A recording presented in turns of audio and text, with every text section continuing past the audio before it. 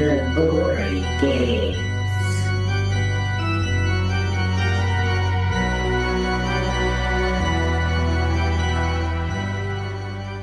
All right, let's do a sound check. Welcome back to the Gory Gaze. My name is Stanley. And I'm Alex. And I'm Alex. Oh. And I'm Alex. Okay. Okay. Who are you? I'm Alex. Oh, great. And we are here to slash up and bleed out your favorite, And not so favorite. underrated mostly, horror movies.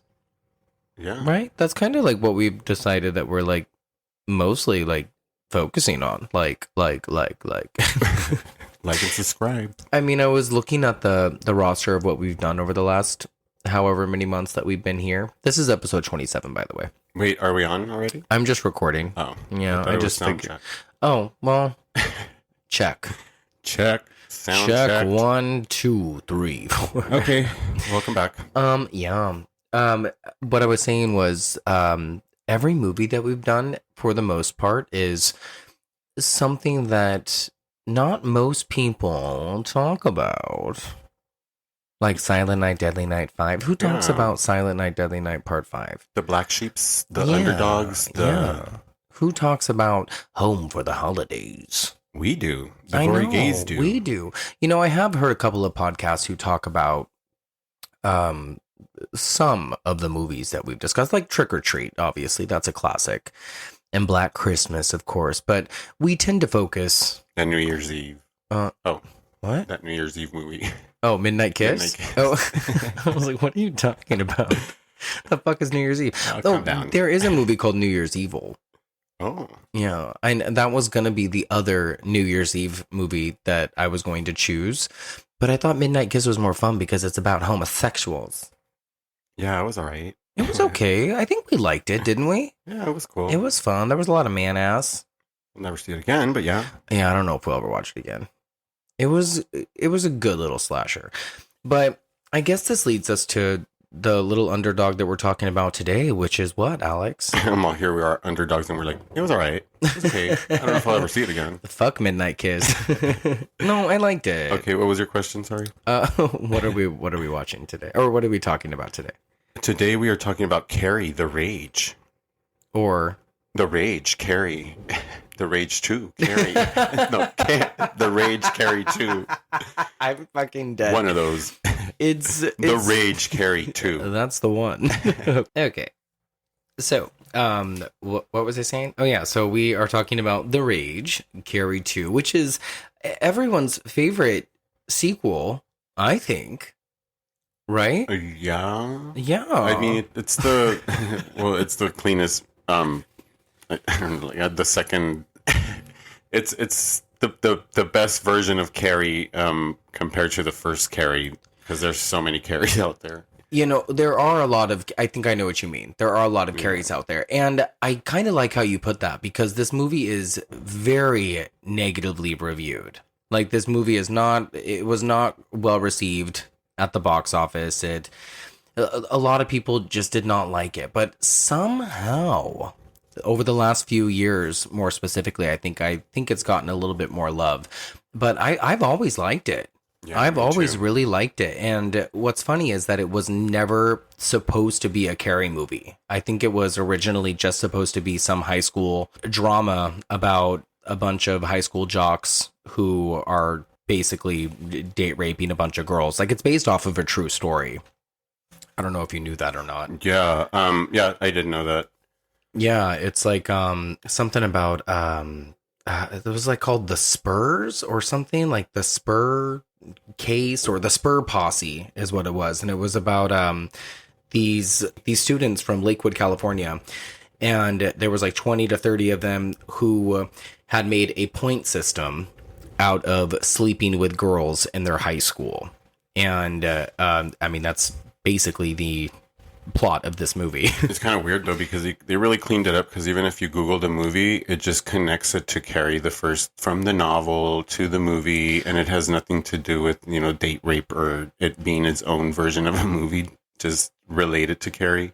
Yeah, I know that in pre-production, it was just supposed to be just a regular movie, but then somehow they thought it would work better just by dropping the name Carrie in the title and kind of connecting the dots in post-production, I suppose. And there was a lot of drama behind the scenes. Yeah, like, because originally this film was supposed to be called The Curse. yeah. And yeah. then they added Carrie to it. Then The Rage. Yeah, and then, oh God, they had a bunch of shitty titles, like Carrie 2, Say You're Sorry.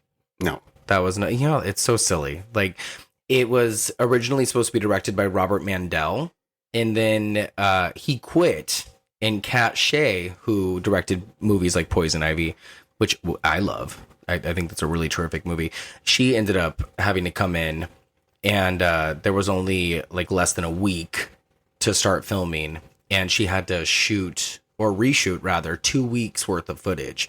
So there was a whole bunch of like all this drama that was going on behind the scenes for what was initially supposed to be a different movie. And I can only imagine being the cast / crew on this film and having to deal with that kind of nightmare, because that sounds really terrible. Yeah. Sounds awful. Before we get into any of this, what did you think of the original Carrie? Well, the original Carrie is a fucking magnificent piece of art. Like, that is something that you don't fuck with. That's why a lot of people get angry when they just remake these movies that are, something relative to what the originals were, but nothing to do with. No, the original Carrie to me will always be something classic. Yeah, I think it's one of the greatest movies ever made, and it's one of the most faithful Stephen King adaptations. I've seen a lot of Stephen King movies, and it's funny because I think that this is actually really fitting as far as being a movie within the Stephen King universe. Like, it has a lot of the ingredients of a Stephen King story. You know what I mean? Yeah. So I think perpetually it's a remake of Carrie. Like, it's an updated remake of Carrie. Like, if you were to remake Carrie today, this is kind of what it would look like. Yeah, I mean, it's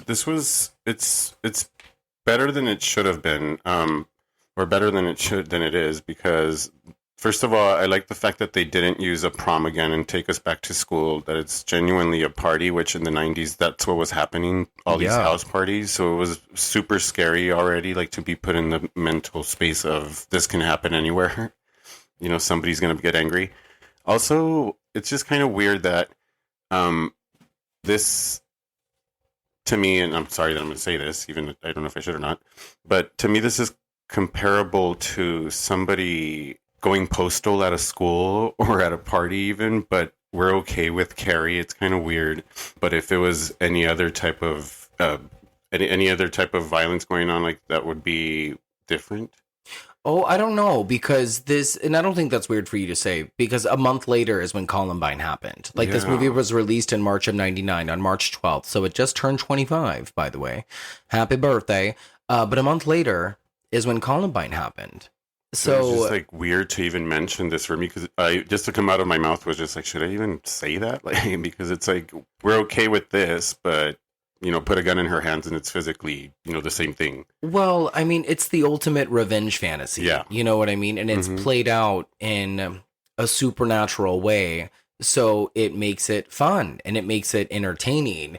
And there are plenty of movies and plenty of like plays and stuff like that, like Bang Bang You're Dead and Elephant, that are about school shootings that are so spot on and so they're really real, you know what I mean? And who could have thought that the Columbine thing was going to happen shortly after this? And I'm sure that contributed a little bit to the negative flack on this movie. But 99 was a strange year for horror. I mean, like, Scream 3 got pushed back. Scream 3 ended up getting delayed. It had to do reshoots, stuff like that. Like, Columbine affected a lot of what we ended up getting and what we were seeing, and it made sense, like, because that was a terrible thing that happened. I didn't mean to get carried away. Oh, I see what you did there.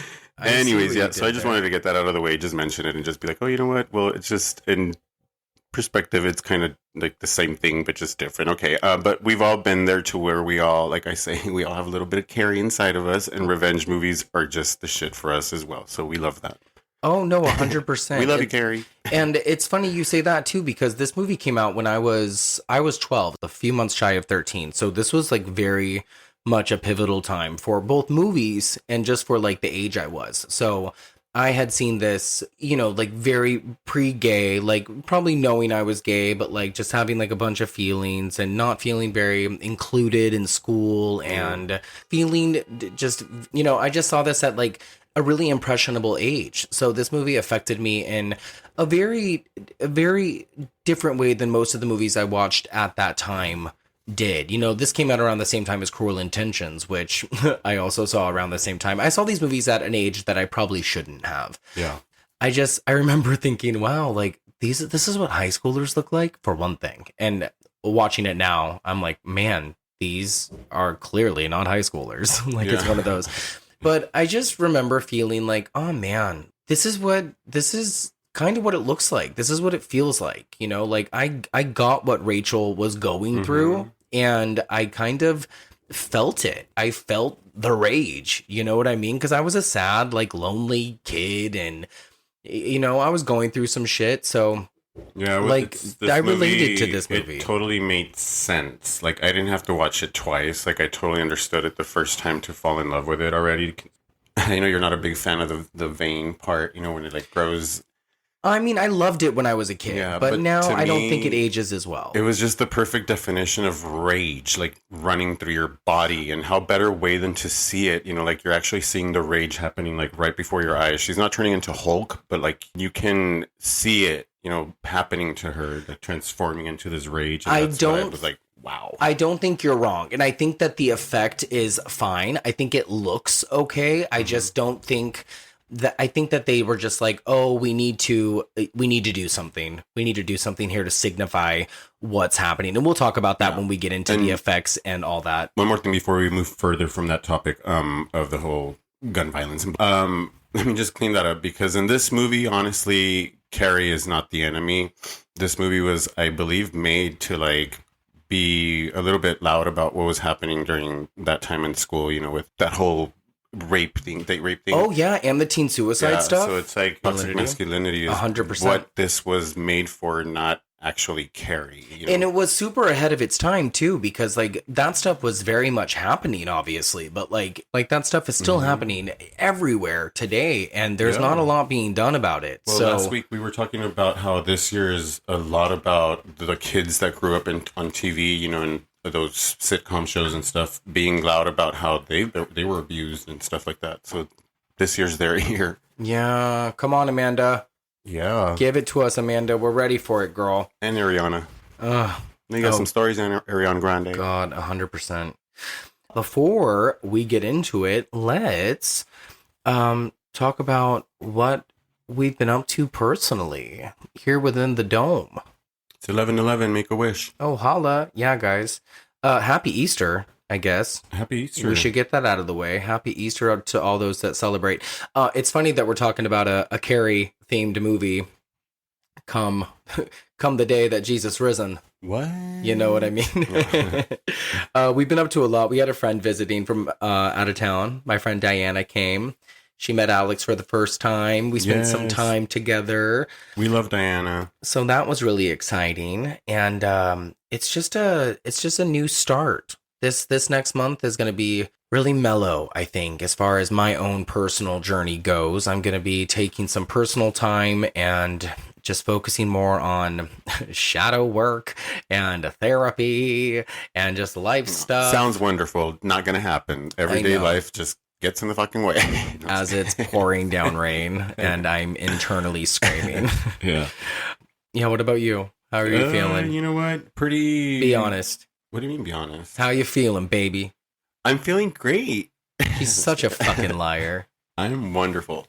No, you know, just dealing with feelings. Like, that shit happens to everybody, I'm sure. You know, like, this week has just not been my week with, like, dealing with certain feelings that I'm, you know, learning how to line up and just categorize in my own brain, in my own mind, to be able to come out of something, you know, that gets created in my head, and I take the time to just kind of break it down and just come out of it, and understand why that happened, how it happened, and don't let it happen again. Literally being a victim of my own, or torturing myself, honestly, just by mentally, fucking myself up with shit that I make up.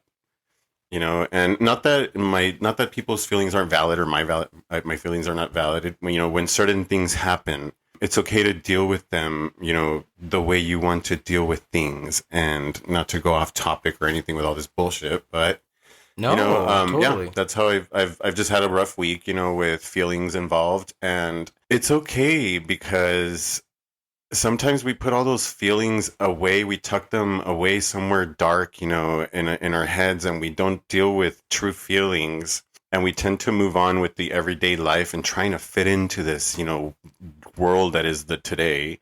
And we don't deal with our feelings. So when feelings are presented, smack us in the face, and we have to deal with them like grown-ups, or, just human beings dealing with shit, we get lost. We don't know how to deal with the feelings that we took away on purpose, so that's what I'm dealing with right now. And I love to deal with this shit, honestly, because it's such a growing experience mentally. Like, you come out of something that you thought was something so big in your head, and you grow from it, and you see the light on the other side, and it's just so fucking wonderful to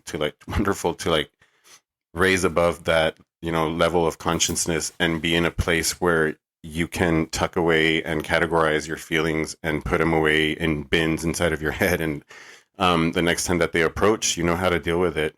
Just like this book that Stanley got me, that he ordered by accident. Actually, he got the Shadow Work Journal. That's a guide to integrate and transcend your shadows. That's like basically something that's going to help me right now. So I have to really commit to doing this journal, and you can do it whenever you have the time to do it.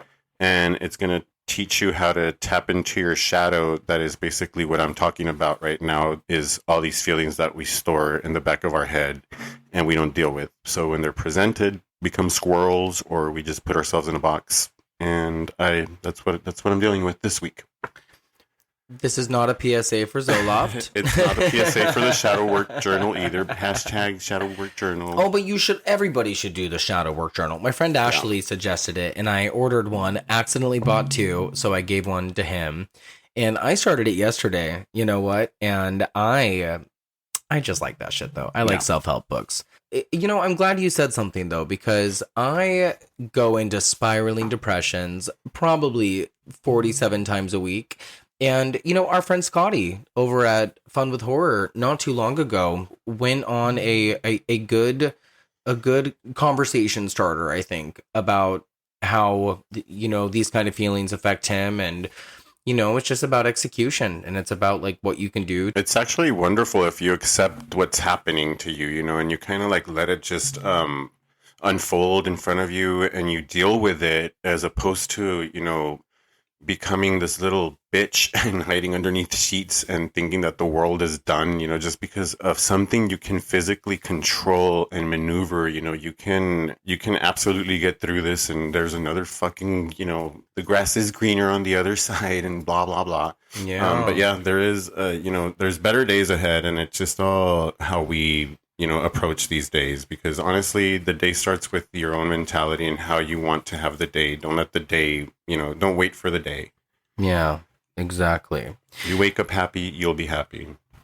We picked a good day to review The Rage Carrie 2. Oh, look, there's sunshine. I'm kidding. No, I mean, actually, the rain stopped. It's funny you say that. Oh. So, on that note, fuck off, bitch. Welcome home, Sydney. Watch the preview of coming events. What have we watched lately, Alex? We watched Late Night with the Devil. We want... Yes, we did. Which somehow, ironically enough, has garnered a $666,666 opening weekend, or something like that. That's insane. Is that what that was? It's what it is, but I'm, a little skeptical about the number. I feel like it's just a marketing scheme, which is wonderful. Of course, stamp the number when it's at 66666, pause it and take a picture. Whatever. I feel like that's what happened, but I mean, it's actually, the movie should make more. because it was such a fucking great film, I believe.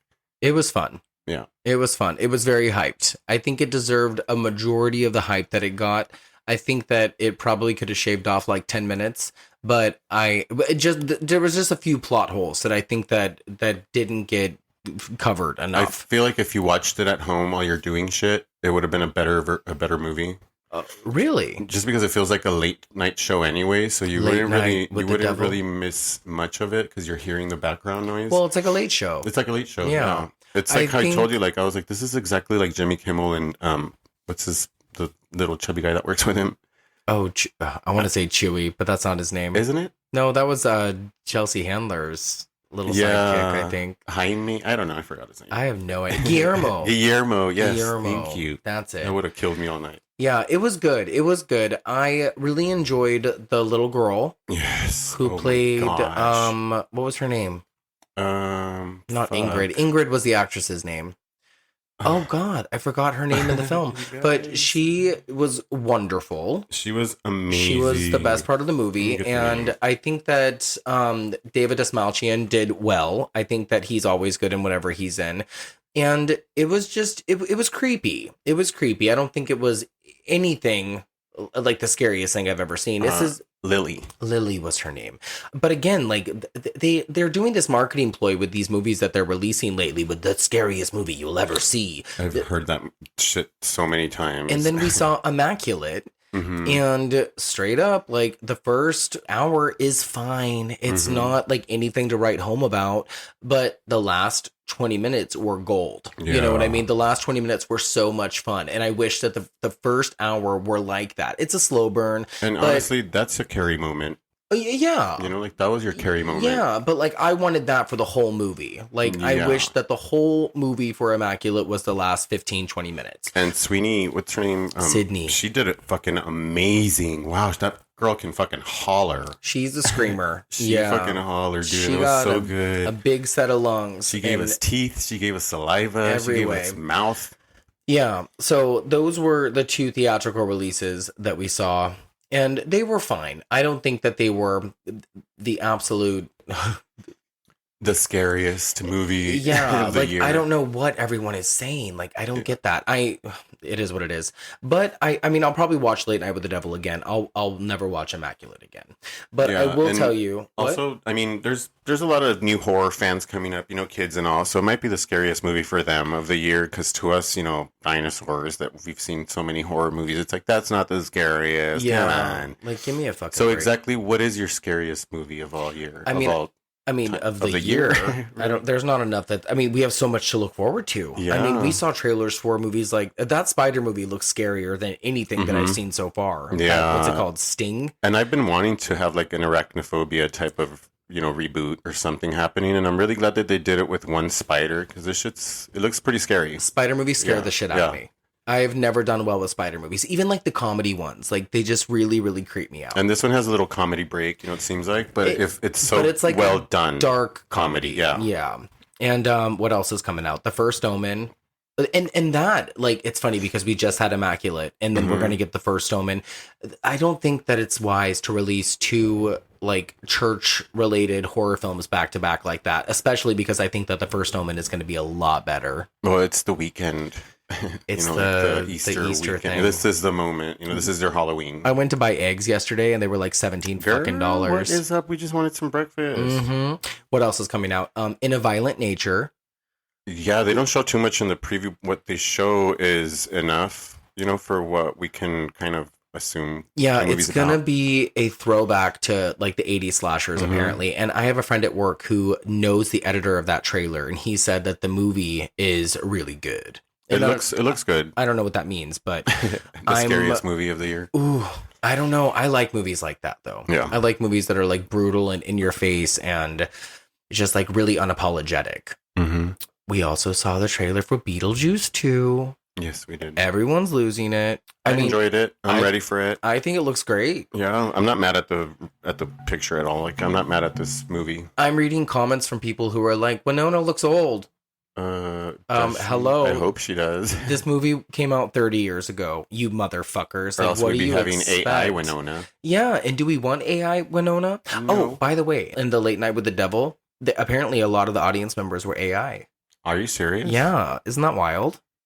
Is that because people were really scared to Be audience members? possessed. I mean, come I on. thought I was. You're So silly. we're like, this movie's going to possess the shit out of us right now. We're all sitting here just smiling like the damn audience. Wasn't it funny that the lady to our left was like 100 years old? Yeah. Going back to trailers. I just had to throw it out there. The new Alien trailer looks fucking killer. Yeah. From Fede Alvarez. See, and there's a lot of Alien coming out. Is Which there? we need. I wanted to sit down and watch Signs. Oh, why didn't we I watch don't know. Signs the other night? I What really did we wanted to watch Signs. What did we watch instead? We watched The Family That Prays Yeah. and Fried Green Tomatoes. Yeah, we We went on a Kathy Bates kick. Let's go. She's the boss. Oh, God, Fried Green Tomatoes was so good. Yeah, I can't believe you never watched it. You've My never seen it. grandmother loved that It's movie. a fucking great movie. I was explaining to Stanley and our friend Diana the plot of this movie, and Stanley was like, "What?" And I was like, "Yeah, they kill the guy, they cook him in the what is the barbecue, and then they feed it to the sheriff as the sheriff's asking them questions about where this man's disappearance, where he's at." So basically, it's the earlier version of Love Lies Bleeding. Yeah, and we had just watched that movie as well. That's funny. What else? What other movie trailers did we watch? There's that Cuckoo coming out. Oh my God. Which it's pretty cuckoo. I think it looks fucking It looks cool. pretty cuckoo. I think it looks so cool. Hunter Schafer, I think, is such a little talent to look out for. I love her on Euphoria. Has there and, been a movie named like that before though? Or that's cuckoo. I don't know, but there's a song by Adam Lambert called Cuckoo that has the same Really? exact backtrack to Hold It Against Me by Britney Spears. That's funny. I can't wait for that movie though. It looks really badass. Yeah. You know, there's a new Fear Street movie coming out. I have not seen the trailer for that yet. Oh, I don't think there's a trailer. I think it's just been Okay, so I don't know. conceptualized. Yeah, it's based on the book The Prom Queen. Do you remember those covers? Uh-huh. Yeah? Oh, yeah. gosh. For Fear Street? Yeah. Yeah. Oh, I loved all those covers. She's my neighbor. Yeah. Oh. Hey, Fear Street girl. I think I have a copy of The Stepsister, or maybe it's The Stepsister 2. I just love all like how they're like kind of like holographic-ish and like bumpy. Not holographic, but they're like a little vibrant. They like are bumpy and you can like feel them. You know what I like mean? holograph, or what is it? Like that hologram type? Yeah. No, not really. You Those know are the what I ones that you, mean. like, fold. Yeah. You know what I'm trying to say. Yeah. I love how we both can't find the embezzle word. or embed something. Y'all, what are we trying to say here? Embalmed? Embalmed? Oh yeah, we're back on 6 feet under. There we go. We just All right. want everything to be embalmed. All right. Well, also Courtney Cox is, I think, officially back on board for Scream 7. That's Yes. something cool that we could throw out there. But of course she is. Why wouldn't she be? Yeah, that's really cool. We could drink along with the hot dog flavored sparkling water that 7-Eleven is releasing. Can we just talk about that for a second? Yeah, that's horrible. Why No, on it's horrible. earth? Like, I have subjected myself to some pretty awful things. Like, I used to do drugs. You know what I mean? So, like, this is atrocious. Like, why on earth would somebody, invent hot dog flavored sparkling water? But also, has anybody ever tasted a hot dog?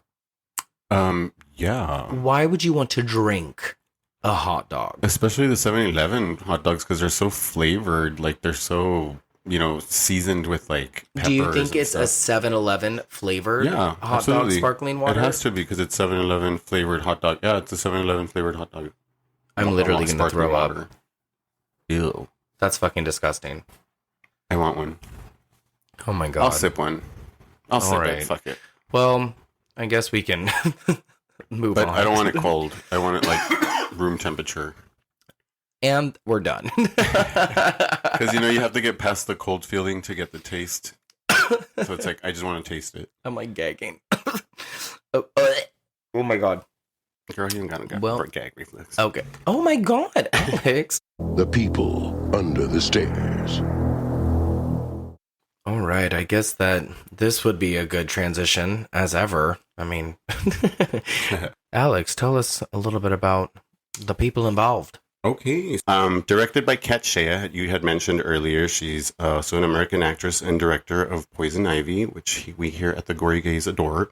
Yeah. Yes. Written by Raphael Maru, which Wikipedia says based on Carrie by Stephen King. But then it's like when you do the research, this movie wasn't initially I think to do with... think it's just the IP. I think it's the initial property.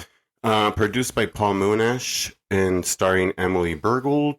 Jason London giving us his best Bobby Ray vibes. Dylan Bruno and Jay Smith Cameron and Amy Irvin.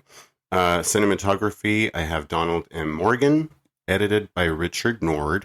Music by Danny B. Harvey. Distributed by MGM Distributions, and the release date on Carrie was released on March 12, 1999. It was a box office bomb, grossing at $17 million against $21 million in production, which they made no money at all. No, they lost money. They lost so much money. Running time on this film, I have 105 minutes. And for ratings, we have 23% on Tomato Meter, 33% audience score. IMDb gave it a 4.8 out of 10 and a 42% on Metacritic. So it's pretty dope. Yeah, I really hate the whole I hate the whole theatrical problem of this movie. If this movie was not a Carrie movie, it would have maybe fared better. If she didn't have telekinesis, it probably would have fared better. Like you had mentioned, if she just went on a killing spree at the end, it probably would have fit better into what was coming out around that time. Because this was the slasher craze. It probably wouldn't have been released though. This was during the slasher craze, and it might not have been released. Yeah, or maybe just waited for the certain, it would have been shelved. A better time to release, but honestly, there is no better time to have released it anyways. Yeah, it's just an interesting situation. You have a movie that's already got a script that's already midway through production, and then the director quits because quote unquote creative differences. And then you have another director hired, Kat Shea, who is now making a sequel to a very famous, very beloved horror film that, you can't cover I Will Always Love You. And have people not compare it to Whitney Houston. But it's one of those classic scenarios. People are always going to watch this movie, those who know about it, and they're always going to compare it to Carrie. The unfortunate part is that there's so many good things. It's not a perfect film by any means, but there are a lot of good things in this movie that work and that make it a really, really good watch. And I think it's a necessary watch for horror fans, for people who like Carrie, because I honestly do think that even though the tie-ins to Carrie are a little sketch, that they are fine. They work okay. This movie is a version of Nancy from The Craft's story. So if they just specifically gave Nancy from The Craft the story, this would be it. She has the powers. She's had that shit happen to her with boys, abusing her and shit like that. And she's just angry, and now she's just seeking revenge. This is genuinely a loud version of Nancy's story. Yeah. Because it happens everywhere. I completely agree. Yeah. And had they used a different character, and had they taken out Sue Snell, I guess, and just focused more so on the mother-daughter relationship. I didn't get the whole Sue Snell. I didn't really need her. They just needed to have a connecting tissue to Carrie. Telekinesis is enough. But even then, I don't think they even needed that. Yeah. It's so interesting. And speaking of Sue Snell, according to Wikipedia, Amy Irving apparently had asked Brian De Palma, who's the director of the original Carrie, for his blessing to do this movie. And as of a 2024 interview, she says that she regrets it. She said that it's a terrible piece of shit film, but it was a lot of money that they paid her, which I think is unfortunate, because as useless as her character is, I still think she does an okay job. It's it's fucked up the way that they just away with her, at the stupidest point of the movie. It's she could have just done a little more. Did you say the stupidest point of the movie? Not the stupidest point of the part of the movie, but physically, they could have waited to kill her later. Oh, if they were going to kill her at all. Yeah, why even bring Sue is a very important character in the first movie. They killed her in the stupidest way. I understand. At the wrong part of, the best part of the movie. Yeah, what? And spoiler, Sue gets fucking impaled through the head, like at the culminating scene. Yeah. And this is what happens to Sydney's aunt. It's like, it always reminds me of the way that Sydney's aunt dies when they stab her through the door. Yeah. And Sydney's aunt just looks creepier to me. And it's like the Halloween 5 thing with Rachel in that film. Like, you bring her back and you kill her off in the first 15 minutes and she gets stabbed in like the neck or the shoulders with a pair of scissors. And it's like, you have the nerve to bring back a beloved character for a sequel we didn't even fucking ask for. Put her on the trailer, have us pay for this movie, sit down just to watch her die. And like, let's be real, we're not going to this movie for Seuss now. No, we're not. Like, we're going to this movie for this cast, baby. And it's got a good cast. Like, we have one of the Londons who you didn't even know was a twin. I had no idea that was a fucking twin, dude. You fucking brain... I just think that's the funniest thing. Yeah, the Londons were a thing. Like, if you guys don't remember Jason London and Jeremy London. So Jason London, I think, was probably the more popular of the two. He had like a pretty extensive resume. I think he was the one that was in Tu Wong Fu, right? Yeah, he played Bobby Ray. He was also in Dazed and Confused. He was in, oh God, The Man in the Moon. He played Court Foster in The Man in the Moon. And his brother, you can only mention one thing. Right? To me, is like Party 5. Oh my God, I think his brother was in Party of 5. You know what his brother did? I am going to tell you. So his brother stole a storyline from season 4 of 6 Feet Under when David ends up getting kidnapped by somebody and forced to like smoke dope and is driven around in the van for like 3 or 4 days and forced to like do unthinkable things. Jeremy London said that happened to him. At one point, and he ends up on Celebrity Rehab in like 2010. Serious? Yeah, dead serious. Isn't that fucking wild? So yeah, Jeremy London apparently also has quite an extensive resume, but I mean, I would say that Jeremy London or Jason London is a better actor of the two. Yeah, he was. Oh, this is the one that was in The Babysitter. Wait, are they just both in the same films? I don't care. I don't even care that much. Okay, giving us the Ashley Olsen and. Yeah, except this one's cuter. They're both terrible actors, but the one that's in this film is cuter. What did you think of him in this movie? He's good for those two parts as Bobby Ray and this guy, right? But I mean, you know what? He really did a good job though. Like in this movie, honestly, even if it was his best performance, I think he really convinced me of his role. He did. I mean, he really did a good job with this movie, Carrie. I think when I was a kid, I just thought he was cute. I was like, oh, he's so handsome. Yeah. But like now he's supposed to be like a popular jock.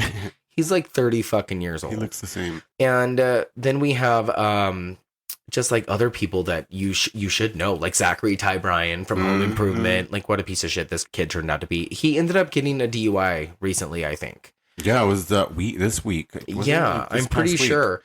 He's like a devout Republican, Trump supporting ninny. Like, to each their own, of course, but like he's like very vocally like disparaging. Like he's pretty awful. Yeah, and he is a piece of shit in this movie as well. Yeah, I can't stand his face. And I never thought he was cute. I never thought that he was like a cute guy, but he was all over those Tiger Beat magazines. No, well, he stood against Jonathan Taylor Thomas, who I never thought was cute either. No, but he was the happening kid. You know, he was just all over the fucking. Everyone loved him. Yeah. And then of course Rachel Blanchard as Monica, one of the mean girls, which is so funny because she doesn't look like your typical mean girl in this movie, but she plays such a nasty fucking bitch. Yeah, you can totally tell that she's a bitch, dude. Like, just. Don't let the looks fool you. Yeah, I really like her in this movie. And then we have a small little character part for Mina Suvari, which is Rachel's best friend. Another underused. Yeah, she's in it very briefly, and we'll get to that. And then another couple of people I want to mention are Eddie K. Thomas, who plays Arnold, who apparently is named after Arnie from Christine. Oh, no Fun way. fact, yeah. And that's one of Rachel's friends, because apparently she does have more than one friend, and I didn't know that. So how is this not a Stephen King movie? He's all over the place. There's a lot of Stephen King-isms. And then we have J. Smith Cameron, who I love, who plays Rachel's mom. Oh, there's two more. I'm so sorry. Justin Urich, he plays one of the jocks, Brad. I worked at Pink Taco And my boss was upstairs one day and I was like rolling up my fucking silverware or something. I don't know. And this guy, Justin, Uric, comes upstairs to like drop off tequila because he's a tequila connoisseur. They are. And and he comes upstairs and I looked at him and I was like, I know you. And he was like, okay. And I was like, you were in The Rage, Carrie, too. And he was like, oh, yeah, I was. And I was like, that's funny. And he was like, you've seen that? And I was like, yeah, man, I like that movie a lot. And he was like, yeah, I tried to bang Amy Irving on set. And I was like, that, why would you tell me that? Thank you. Like, what a weird thing to say, sir. And then, like, he just went about his business with my boss. And why are you telling me this shit? Yeah. Was Amy Irving like some like sex She's symbol? an Academy Award nominated actress who was married to Steven Spielberg for a very long time, for like 5 years. So she was just like some power. And he was a kid, and like she was like an older, like accomplished actress. So I'm sure it was a big deal for him if it was even true. I doubt it was true. But like he was so like smug about it. And I was like, dude, I don't know you. Like, get the fuck out of here. And before we talk about Emily Bergl, I want to talk about Charlotte Ayanna, who, I don't know how to say her last name, Ayanna, who plays Tracy, the other mean girl. What did you think of her? I like those are the perfect 90 bitchy vixens, you know, like I appreciated her in this movie. Specifically, there's that one part where she kind of like looks at Carrie. You mean Rachel? At Rachel when they're in the football game, and you know Rachel's doing that silly pointing thing at. Oh, I fucking hate that. And this chick is just fucking looking at her, and you can see so much shit developing in her eyes. I like this girl. I think she was the best casted for this role. I think that she's one of the better actors in the movie. I think a lot of them do a fine job. Where else have we seen her though? She was in a Ricky Martin music video back in the late 90s. I don't remember what the video was called though, or what the song was called. Fuck. I could just look it up. It was a slow song. Oh fuck. Well, she's done a lot of shit, like Training Day, Once Upon a Wedding. She's all I ever had. She's all I ever had. That one. And then she was also in Jawbreaker. The Thirst. And so here's a fun story about Charlotte Ayanna. So I'm working at this gym in 2005. Oh, is this the other one? Yeah. So I had these written down in my notes because I was like, this is hilarious. I've had encounters with two of these fucking people. He's like, remind me. And so I am at this counter and this girl walks in and she's trying to scan in and she's having trouble. And it's Charlotte Ayanna. And I straight up was like, hey, I know you. You were in The Rage, Carrie, too. No, I wasn't. And no, she was like, no, oh my God, yeah, that was one of my first movies. I played the evil cheerleader. And I was like, yeah, I love it. Like, that's so funny. And she was like, oh, yeah, thanks. Can I have a vitamin water? And like, that was it. She left. And as she was leaving, she was like, hey, thanks again. That was really nice of you. And I was like, what? And she was like, that you recognized me. And she was so sweet. And I was like, oh, that's really funny that she like enjoyed me recognizing her, you know? I'm sure a lot of folks do, you know, like, why not? So that was 2005. Cut to 2013. I'm on Santa Monica Boulevard at I'm on Santa Monica Boulevard at like Healthy Food, like one of the dog places, you know, just looking for like something for my dog.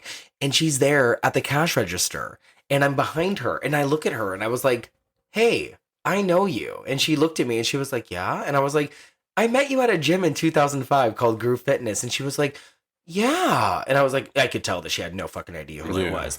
And I was like, you were in The Rage, Carrie, too. And she was like, yeah, it was my first movie. I played an evil cheerleader. And I was like, whoa. Because she said exactly the same thing that she said to me when I met her years ago. And then she was like, wow. And at this point, she's a little frazzled. But it was just so interesting that we had almost the same interaction almost all these years later. Yeah, she probably does that shit to everybody. Yeah. Yeah, evil that was my first cheerleader. movie, evil cheerleader. Even if I say evil cheerleader one more time, he had it coming. And so let's like get this out of the way now. Rachel is the half sister of Carrie White. Yes. It's a little far-fetched. So according to what happened, as far as we know, Barbara Lang, who is Rachel's mother, had met Ralph White, who is Carrie's father. Yes. And they had Rachel, who is Emily Bergl. Yes. And what do we think of Emily Bergl in the title role of The Rage? They couldn't have fucking casted anybody better for this role. She did such a fucking great job. She Her has stance, everything she couple does is so good. of cringe moments, but it's the dialogue. It's not her. Yeah. It's not her. I think that she has the most beautiful big eyes. And I liked her. I followed her still, even up to Shameless, the show. She's so funny on Shameless. She was so fucking good, and still to recognize her as Carrie, as Rachel White, when she was in Shameless, it's like, that's fucking Rachel White. Yeah, she had a stint on Desperate Housewives. And she played one of the new ladies on Wisteria Lane, and it was really, really fun. She's always so good. Alex is holding the VHS copy that we picked up at Out of the Closet like a year ago for $1. Alex, what does the tagline on the front of that say? Every teen thinks terrible thoughts. Hers are deadly. It's like one of the erotic thrillers. Yeah, and then the posters, I think the posters for the marketing were looks can kill.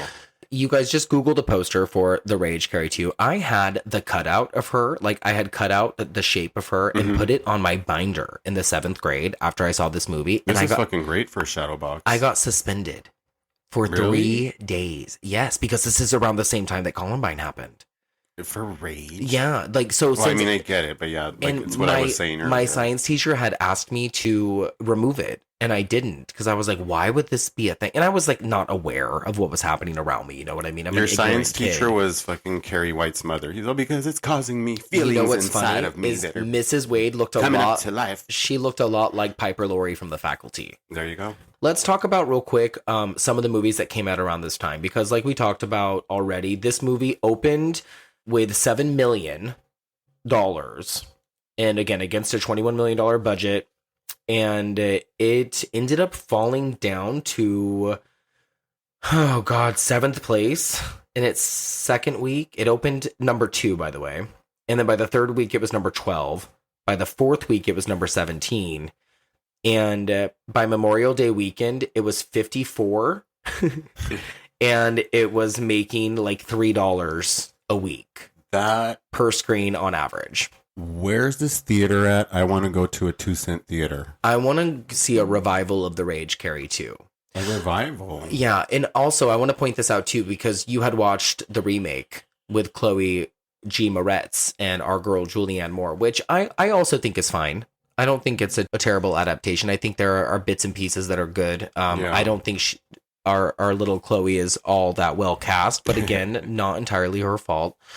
It's okay. Like compared to like both movies though, like The Rage is just so much better to me because of the way that it already begins, and Rachel White being a little baby girl, already having her powers and knowing that she can control them. But she can't control them. Well, no, not yet, but when she's walking like in, through the doors of the house, and she's like slamming each door as she's going in through the room, and she kind of has the ability to control some, except for the windows, because then they go crazy, and she's like, stop it. So you think that when she's walking in, running away from the cop, that she's that's in her control? Mm-hmm. See, and I read it differently. I didn't think that she was in control of anything. Like, I feel like she's in control of it, but then it becomes too much, control to where she can't stop it now. She doesn't know how to stop it. She knows how to start it, but not stop it. And that's when it makes her feel like something else is controlling it. Oh, interesting. Yeah, and that's what's fucking fascinating to me is that we already get introduced to Carrie as knowing that she has the ability to move shit or do shit with her mind.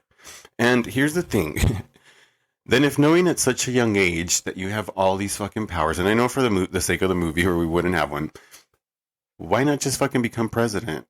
Kill everything in sight. Control everything and manipulate shit just to fucking have it your way. I'm sure that's probably a thought on someone's mind.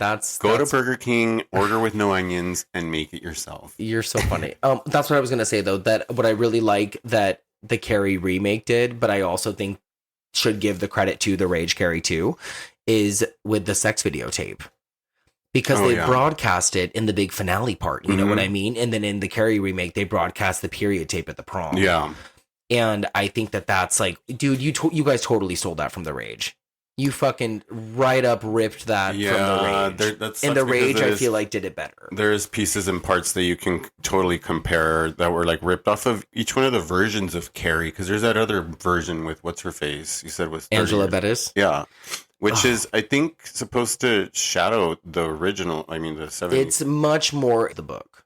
Oh, yeah. Yeah. It's much more like the book. Yeah, you're right. Because that But whole the beginning... effects are awful. That's the only part that sucks. The effects because are I kind of really liked her as terrible. Carrie, though. She's a terrific Carrie, Yeah. but just watch May, and you've seen May. I've seen May. But for those who want a really good, like, Carrie-esque type performance from an even better Angela Bettis, like, just watch May. Yeah, you're right. We'll talk about May eventually. Ooh, You're absolutely correct, though. no. How come I didn't think of that shit? Now I want to watch May. Oh, it's so good. We still need to slash up and bleed this bitch out. All right, let's go. Okay. It's been 2 hours. I guess. All right, guys. I guess the Rage Carrie 2 goes like this. Oh, and we'll talk about the tattoo, right? Yes, Yeah, the more matching tattoos. extensively. The one that her and her friend Lisa have. Yeah. Or that's what you're talking about? Yeah. Word. Don't say that. Okay.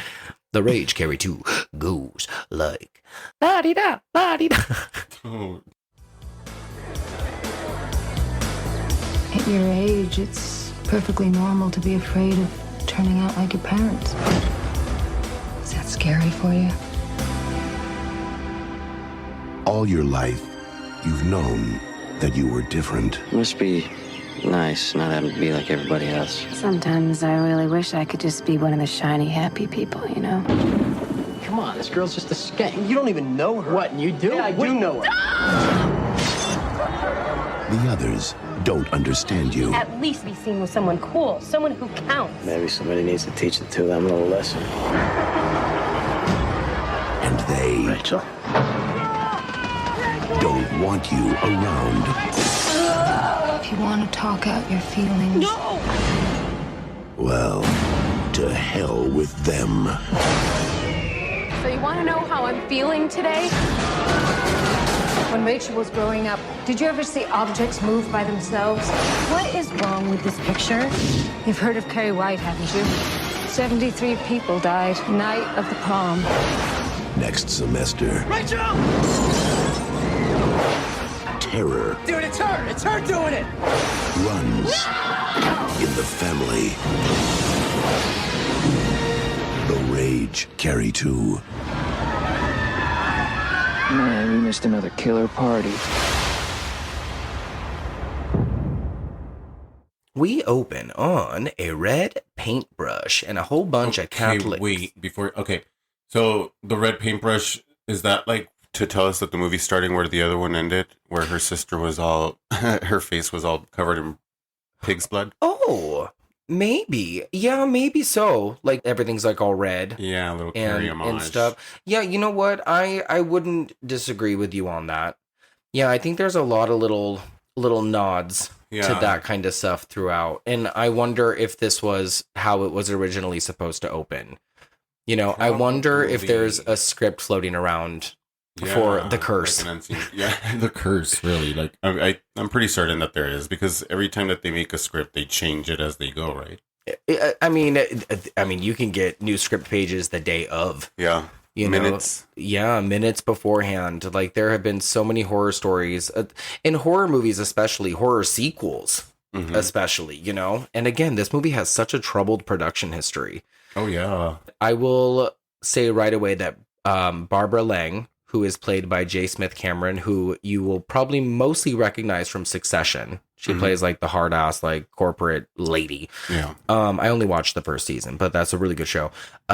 She is so good as like the Mrs. White of this movie. Yeah. And she's got problems, you know, right off the bat that homegirl has problems. We get the title in the credits as she's like brushing. And I would say that she's even like binding, like she's like doing a binding spell. She really is, You know. to the entire house. Yeah, and she's like not so much a religious fanatic, even though she has all these like religious artifacts, but she's got a mental disorder, and Yeah. she's like displacing it, or projecting it rather, on her child, who's a little kid, Rachel, and she thinks that she's possessed. And what makes her think that? Because she was born by rape as well, or she just has a telekinetic powers? But or... I'm sure she knows that Ralph White being the father, and I mean, she already knows that Carrie White. Oh, I see. So being that what happened with Carrie was all over the news, and then being that that's the I'm father sure. of my child, I'm sure she got all in her fucked up head. And we have the monument of the destruction of the school laying fresh 20 feet away, you know? How many years after? It's like my favorite part of the whole movie is the war zone site that hasn't been Normally they knock hasn't that been down as a cleaned respect, right? Like, and turn it into a playground. it's something like not even that, or just gate it up as a like condemned field. But The funniest fucking shit. We'll get there. Oh, and Rachel has a dog. We have like a beautiful basset hound named Walter. Walter. What do you think of like the black and white stuff that's happening when Rachel goes in and out of her telekinesis? I don't like it. I fucking hate it. That's the only thing that fucking, like, just, why do we have to do that? I think I would have loved it more in color, because she already looks so fucking good in that dress that she was wearing, the way that she was walking down the halls, the way that she holds herself up is so fucking cool. Oh, you mean at the end? Yeah. Oh, I mean, I'm talking about just in general, because it starts in the beginning. Yeah. With the little girl. Like, they're just parts that got ruined for me, like, in general, is what I'm saying. Like, throughout the movie, that just played out in black and white that I didn't appreciate much. Oh, God, no. We'll talk about the ending and, like, just what could have worked differently. Well, I already talked about the ending. And that's the end, guys. Next week, we're talking about cannibal lesbian love stories. Ooh. Okay, so little Rachel, she Your tries little dog, too. She tries to get Mama to play with her, but Mama paints her face instead. Yeah, that's so funny to me, but sad. I mean, I think J. Smith Cameron commits It's the slap. so hard. It's the slap for me. The Does little she paint slap. her? Oh, I was like, does she hit her? No, it's just like the paintbrush, just like slowly, just Yeah. And then she's like all defeated, like, yeah. The dog judges her. Yeah, the mom's just staring at her like fucking disappointed. It is kind of sad. I hate you. So, and by the way, this is like a Friday morning at my house when I was a kid. You know what? I can't find the little girl on the cast. Oh, okay. Like Carrie. Touche. I don't know why they didn't put her on there. Little She's so Rachel, sweet. if Little you out Rachel. there. Soon enough, Mama is taken away by the police to the local sanitarium. We learn that little Rachel doesn't have a daddy, and also that she possesses telekinetic powers, much like another girl we're familiar with. Bum, bum, bum. So again, with the black and white stuff. And let's explain that this happens when her powers are happening. So it's not like all the time that when her powers are happening, but it's just like sporadically. So Yeah. she'll have telekinesis, but it won't happen. But then like at random moments, like when lockers are flying open and stuff, the black and white effect happens. And it's just a little lame. Yeah, I I think don't know it's why stupid. they had to change the color on that. I don't think there was a purpose, really. No, it's a little Okay. stupid. I do love how she falls asleep in the closet though with Walter, and then we transition from young Rachel to older Rachel. I always like that little transition too. I thought it was really cute, and I love that she still has the dog. Walter. Trigger warning right now for all of you, by the way. I think we should have added this at the beginning, but there is a very heavy dog, almost dog death. Yeah. Which does not shy away from Dog what injury. you see. Yeah, dog injury, I guess you could say. For weak stomachs on that kind of stuff, be prepared to look away. And then there is also a very, very in your face, all pun intended, suicide. Yeah. That we get. So just so you all know. And there's a lot of rapey type of stuff. So there you go, guys. Trigger warnings. Do your shadow work. And that's the rage. That's the curse. Okay, so older Rachel is now played by Emily Bergl, and she is in foster care. And she wakes up to like a punk alarm. She's a punk girl now, all gothic. Like she's the exact opposite of Carrie White. Like she's like more of like, I mean, she's still like an outcast and she's a loner, but she's like more of like, she's more vocal, I would say. She has a friend or two. More notably Mina Subari, who she meets up with on the bus. But her foster parents suck. They do. And then I like that little moment between both Lisa and herself when she gets on the bus and she's all feisty and she's like, not having a good day, huh? Like she knows her very well. Oh, yeah. And I wish that we had a little bit more time. She's like, what is it? Yeah. My step parents. Oh yeah, I just wish that they gave us more on both of their characters together, which is why I wanted to talk about the tattoo, because I don't hate the tattoo idea. I just wish that it meant something. Like, yeah, I love that they share a tattoo. Yeah, I love that they're friends, but why didn't we get any time devoted to that? Or even that tattoo. Like, Yeah, what does that what mean? is it? What is the symbolism behind it? Like, and why there? Exactly. Like, I would have loved like some ginger snapsy type of things going on as far as their like relationship went. Like, but we missed the slumber night, because had they gave us a night of slumber, where one of them goes to each other's house and sleeps over, and they like brush each other's hair and tell a story, then it would have been more believable. Honestly, like that kind of works. Do you think so? Do you think that they have that kind of relationship? Because they were just no. That's what I'm saying. Like, because it seemed like they were just friends from school. Yeah, like they only saw each other those 8 hours a day. Yeah, and not look for each other after. If that, yeah. No. Speaking of Mina Sabari, we just watched American Beauty not too long ago, which is like quite literally a disgusting film, but also she is so good in that. She dies in that one too. No, but she does get naked. She gets naked. Early Mina Sabari is wonderful. Like, I really love. I mean, this movie is full of like some really familiar faces. No, she was Rage. That's why I just feel like she was a little underused. But I like the fact that she was in this movie and she agreed to the little project, to be part of it. Oh, I don't think back then it was like she probably auditioned. Yeah, yeah. She was probably wanting to be a part of that. She'll appreciate what I said. Yeah, she will definitely. I'm going to tag her. She's going to be like, "Oh, that's nice. So nice. Let the Gory gays interview me." They were projects. I was so happy to participate in The Curse. And she's like, "Wait, what was that movie?" Yeah. I love that her and Eddie K. Thomas were both in American Pie. They were? Did you catch that? Yeah. We got Finch and then the choir girl. Oh, yeah, you're right. Yeah. Holy shit. Oh, American Beauty, American Pie, American Virgin. She was in so many American movies. He is that friend that he's just in every movie. He's annoying as fuck. Yeah. I can't stand his face. Like, he reminds me of the one that came out in Easy A as well. Oh, yeah. Like every that same teen movie has one of the side supporting characters like that. Sidekick. But he's like in it for like a minute and has like 3 lines. Arnie.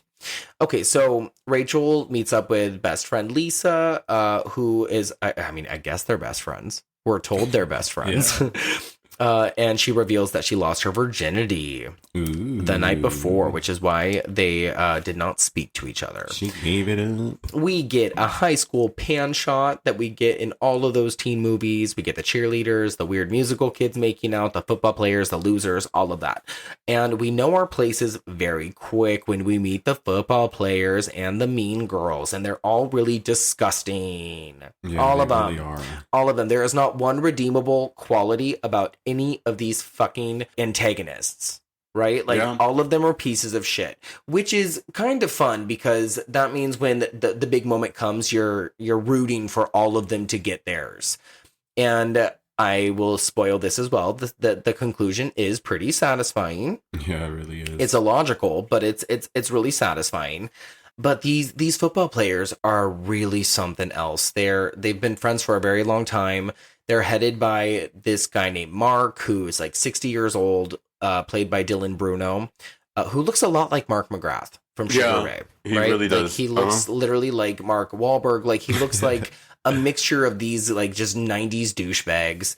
And he is a douchebag. And he is like the ringleader of a group of these guys, Justin Urich, Jason London. And Jason London is like the sweet, sensitive one who you can tell is just there because it feels like the pressure to be cool, and they all grew up together. He's just sweet old Bobby Ray. And looking for Bobby Lee. But he gets Rachel White as Miss Chi-Chi instead. Her name's Rachel Lang, by the way. Oh, Rachel Lang. And yeah, you're right. Yeah. And we don't find out till like later. And she does look like Chi-Chi, kind of, huh? That's so funny. But they are doing this game. They have this point system where they sleep with girls and they rate them on a scale from like 1 to 10. And they are basically just seeking out girls to conquest and add to this scorebook. And this is going back to the Spurs thing that I was talking about these group of boys from Lakewood that did this. And it's fucking disgusting. And they're called the Bulldogs. She's all that. Yeah. Oh God. It really is. She's all that. But what I really like about this is that we have like a believable like girl You know, like Emily Bergl is much more believable in a role like this as opposed to like a fucking cover girl model. It was the her vulnerability at the moment too that got to her, you know, being so open to this guy. Oh my God. It's just like this whole scene alone, just this pan shot of like, just, it's very disturbing behavior. It reminded me of disturbing behavior. And we get it in a lot of movies. You get it in Mean Girls. It just made me anxious. It made me just remember why I'm not going to my 20-year reunion. It reminded me why like high school just fucking sucks. Even if you like think it was fine and fun, like it's not. Kids are mean. Like kids are fucking terrible. Yeah, they are. And like high school doesn't even matter. Like it's so weird. And like you watch movies like this and it's like, oh my God, like you think the fucking weirdest, most obscure things matter when you're 17 or in this movie when you're 37. Hey, Miss Drew Barrymore, let us know. I'm Josie Grossi right Josie now. Grossi. That's Jose. so funny. Anyway, back to the plot. So Lisa, Mina Savari, asks Rachel to develop pictures for her at work because Rachel works at a photo place. Can I just ask right now, where are they? Where are we located? We're in Maine. Okay. Like, I think we're in Castle Rock because Castle Rock, I'm pretty sure, is where the original Carrie takes place. And I'm pretty sure that because they go back to the school. Yeah, you're right. Yeah, I'm pretty sure we haven't left. Yeah. So one of the jocks, Eric, who is played by Zachary Ty Bryan, he makes eyes with Lisa. And this is where we get the idea very fast that this is who she lost her virginity to. Like, it's just it's very subtle, but like we as the audience know that there's something happening between these two. But it's made very clear also that the jock buddies would not approve of this. They bark at her and like go like woof woof, and they also bark at Rachel when they walk by because they're like the ugly ones, which is so funny because they're not ugly at all and so legit. Like it's hilarious. We move on to an English class, which is very reminiscent of the first Carrie. Tommy Ross's poem is being read aloud, and Carrie's like, "Oh, it's beautiful," and the teacher makes fun of her. They're like having like a Romeo and Juliet discussion and talking about how Romeo and Juliet is really not a tragedy because at the end of it, the only way they could be together was in death. Yeah. And the teacher's like all excited about it. And they're talking about how like the belief of love and the disbelief of it. And Rachel says she doesn't believe in love. And then Tracy, Charlotte Ayana, says, who would love her?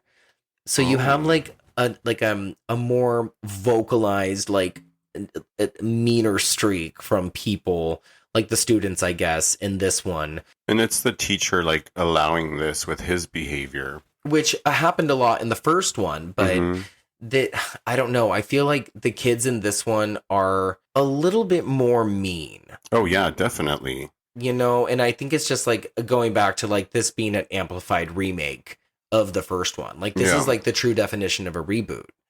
You know, you take the source material, you turn it on its head a little bit, and you just like take the idea of it and like make it better, you know, and it's not that it's better. I'm not saying this is better than Carrie by any means, but I think they did a good job of implementing. It's like the modernized version of it. Exactly. And I'm not mad at it. No, because it actually lines up with the times. It's such a real movie. Like Carrie back then in the 70s was so real, you know, to those moments that were happening. And this one specifically was speaking to the moments that were happening right then and there. That's why when they released it, it was perfect. I'm glad that they didn't wait. Well, you know, what if they had done it a few years prior, though? Do you think that maybe if they released it like 95, 96, like it would have been different? Like for like an actual 20-year reunion a little Carrie, because, like on the 20-year mark, like with H2O for Halloween, do you think it would have been like 20 years ago? I think Carrie it would have been White like, it would have done probably worse than what it did because only the horror fans would have understood that it's some connection to Carrie, but the rest of the United States would have been angry at the fact that they released a movie that has something to do with, you know, something that happened, like a tragedy. So recent, I think. But I don't know. The release of this movie was perfect because had it released now with everything that fucking we've gone through, even the Me Too movements and all that shit that has happened ever since, I think it would have a better appreciation now. Yeah, I think that people should watch this today, and I think that it's an effective film because we all watched it for Carrie. Yeah, we're not watching it for like the subtext and like the other themes. And there's like quite a few. The next segment is the suicide trigger that I was talking about earlier. So this is where Lisa is wandering the darkest school hallway of life, but it's like a really cool shot. She then climbs to the top of the school roof and throws herself off of it. crashing into the windshield of a car. All the while, Rachel is looking for her as they were supposed to meet for lunch. So, this whole thing is filmed so beautifully, even though it's like the darkest, most saddest thing in the world. And I really think that Mina Savari's performance is, it's like, even though she like doesn't say anything, and it's just like, it's just based off of like her like look and like this, the way she's like sauntering like on the roof. Bell and that's chiming at the same time that sounds like death or like the end as well. Yeah. It's not a clock bell. It's like the end. Yeah, I think that it's just such a really... And nobody cares. Like, nobody cares to turn to look to her to say, hey, you know, like... And they're not phased. phased. They're not phased at all. Like, everybody's in their own fucked up world, just like we are today, like, not caring about how people are feeling inside. It's very haunting. And then when the aftermath, like when people just surround the car, and then the guy comes up with the video camera, and he's like, oh my God. What does he say? Whose car is this? That's right. It's like, really, bitch? It's horrific. And Rachel like goes up and she's like touching the blood, and you know, that's her best friend. I mean, right? Yeah. Like, it's but her best friend. who did it best? Because there's so many movies that are coming out that did the same thing. You know, I don't want to spoil it for nobody, but one that we recently seen. Oh, it's in the trailer for Immaculate. Oh, then there you go. We're spoiling Immaculate that, did it. yeah. And then the first Omen, but the original Omen did it. I think in the first one when she lights herself on fire. I think that's what she's gonna do, because she's soaking wet and she lights. Oh my gosh, that was so loud! I was so excited. And she lights a match, and so I'm pretty sure that she lights herself on fire. And the first one, she throws herself off and hangs herself. The first one, she throws herself. All of those are spoiled in the trailer, though. They can't resist it. Oh my gosh, yeah, it's really good. So I want to do like a "Who's Done It Best" clip. Do like a compilation and post it to your ever popular TikTok. My ever growing TikTok. Yeah, follow me. I love that. June Baby 818. June Baby 818. Okay. So, also, I love the way that the papers are just scattering through the air. That's the best part, especially moments after she already jumped, that they're still flying around. Because she has like her knapsack wrapped over her shoulder. Oh, it's just so, it's her outfit, scary. The hair, like, she's dressed like Carrie. White. Yeah, she's dressed like a 70s chick. Like that, you know, like very to herself girl, you know, like no sex, very put together. Yeah. Even like Mandy Moore. Oh, yeah. Oh, no, don't throw Mandy into this Mandy mess. No, my little Mandy Moore. Oh, also, I wanted to say that this is where her telekinesis pops out. Like, because this is where all the lockers of the school burst open. But this is where, like, I really love the shot because it pulls back and you see all the lockers, like, boom, boom, I love boom, this. boom. I appreciate this so much. The black and white is so fucking dumb. I hate the black and white. There it is. What price do I pay? So this is where we're also introduced to Sue Snell, who's once again played by Academy Award nominee / ex-wife of Steven Spielberg, Amy Irving. And this is, she reports to the scene. Sue Snell can go away. Why didn't she just cancel school? Why is she giving like so much time to giving this speech? Again, it's not her fault, it's the writer's fault. Why are we still in school? Like, why couldn't she just be... And this is the thing, she's been fucked up for this long waiting for this moment, and I'm so pissed because this woman is sick in the head herself because she's been waiting to help a student just like Carrie, because this is the moment she's been waiting for her entire life. And it sucks because she's really never been helping students. She's just been pushing them out of the way, waiting for this one to show up. I know, someone comes in and she's like, I'm going to kill myself today, Mrs. Snell. And she's like, you don't have telekinesis. You're not out. the one. Yeah, exactly. You're not the one. Get out of here. Are you a white? Who's your father? Who's your mother? How religious is your mother? Have you been to Arkham? Yeah. Oh, God. I love that name. Do you move things with your mind? Yeah. She is so just one street. You know what I mean? She is very just narrow-minded. But again, she's like the additive. I get she's the paprika. Yeah, you know what I mean? Really is. We did not fucking need Sue Snell. If you want to watch Sue Snell do a damn good job of Sue Snelling, go watch Carrie. You know what I mean? Like, she does a great job here. Like, she's literally dressed exactly like she's dressed in the original. And she is doing this weird thing with her hand, and I don't know if it's because she's drunk, but it's just, she's making some interesting choices for the little time that she's on screen. And we didn't really need them. No, we didn't need any of it. There was more clips that they deleted that we could have used. Oh, God, yeah. Oh, God. I don't even remember the ones. Was she in any of the deleted scenes? I don't think so. It was more about the football, I remember. Was she? Because there was one in the gym, right? There was one about There was one in the her- gym that there was a big poster in the back that said King of Hell Oh. or something like that. I don't know if I remember. What were they? No, we're going to have to look at the deleted scenes later. I don't remember. Dilated. They're on the DVD. You played them for us. You I did. put We 'em on. watched those before we watched the movie. You said sit your ass down And we're going to this watch these. fucking- And then I don't remember any of them. I know. You're like, what happened? Anyway, so Sue and one of the cops, who I believe is Sheriff Kelton. I believe his name is Sheriff Kelton. Sheriff Kelton? Sheriff Kelton, sir. Report to the office. Sheriff Kelton. Clinton Jordan. Sue and one of the cops, played by Clint Jordan, they break into Lisa's locker and they end up finding things that would be pretty horrific, like to anybody else. They end up finding like a little strip of something that needs to be developed because, you know, back in the day you had to develop film, and they find a suicide note. Yeah. You know, so there we have it. We have that. So Eric, he admits to Mark that he was supposed to have lunch with Lisa earlier in the afternoon, but he dumped her plain and simple because he knew that his friends were not going to approve.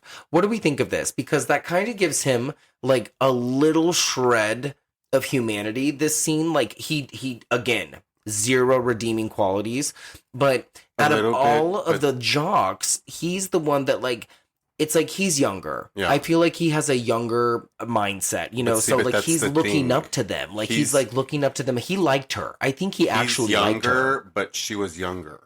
But I think he liked her. And I think that there was like that smile that he gave her that he Well, was like, it's and because, then like, it's because this game is not letting them actually meet girls. Like they're just passing through them just to get scores. And it's like, I think some of the guys are done playing the game and they really just want to genuinely meet a girl. I don't think any But of them they're do. just afraid of like what the other jocks are going to say. I you know, think if they he's the fall in only love. one. I think he's the only one that's Well, like him impressionable and enough. the one that goes for Rachel, what's his name? Oh, the London. Yeah. London. Yeah. You know, like him, he's nice too. Like he kind of joins in for the game's sake, but then he kind of just, you know, starts having feelings for Rachel. Yeah. Like discovering like, damn, the game isn't really there ain't much to the game but scores. Yeah, they refer to the girls as, I quote, a pump. Yeah. I It's the quote, grossest. a nut. A nut. Boys are Pump. disgusting. Are they? It's so disgusting. And they're still doing the game, by the way. Even though he has Lisa in the book, he's tried to scratch her off. He's tried to make it look like she doesn't exist by just scratching a line through her name. They're still going to continue playing the game. Mark makes him feel like a piece of shit and says that he has to continue and he has to like keep getting girls to get a higher score. I don't know. What is the outcome? I have no idea. What are they winning here? I have no idea. But remember, there's a part 2 where he tells them that she was 16, he was 18. And that freaks them all out.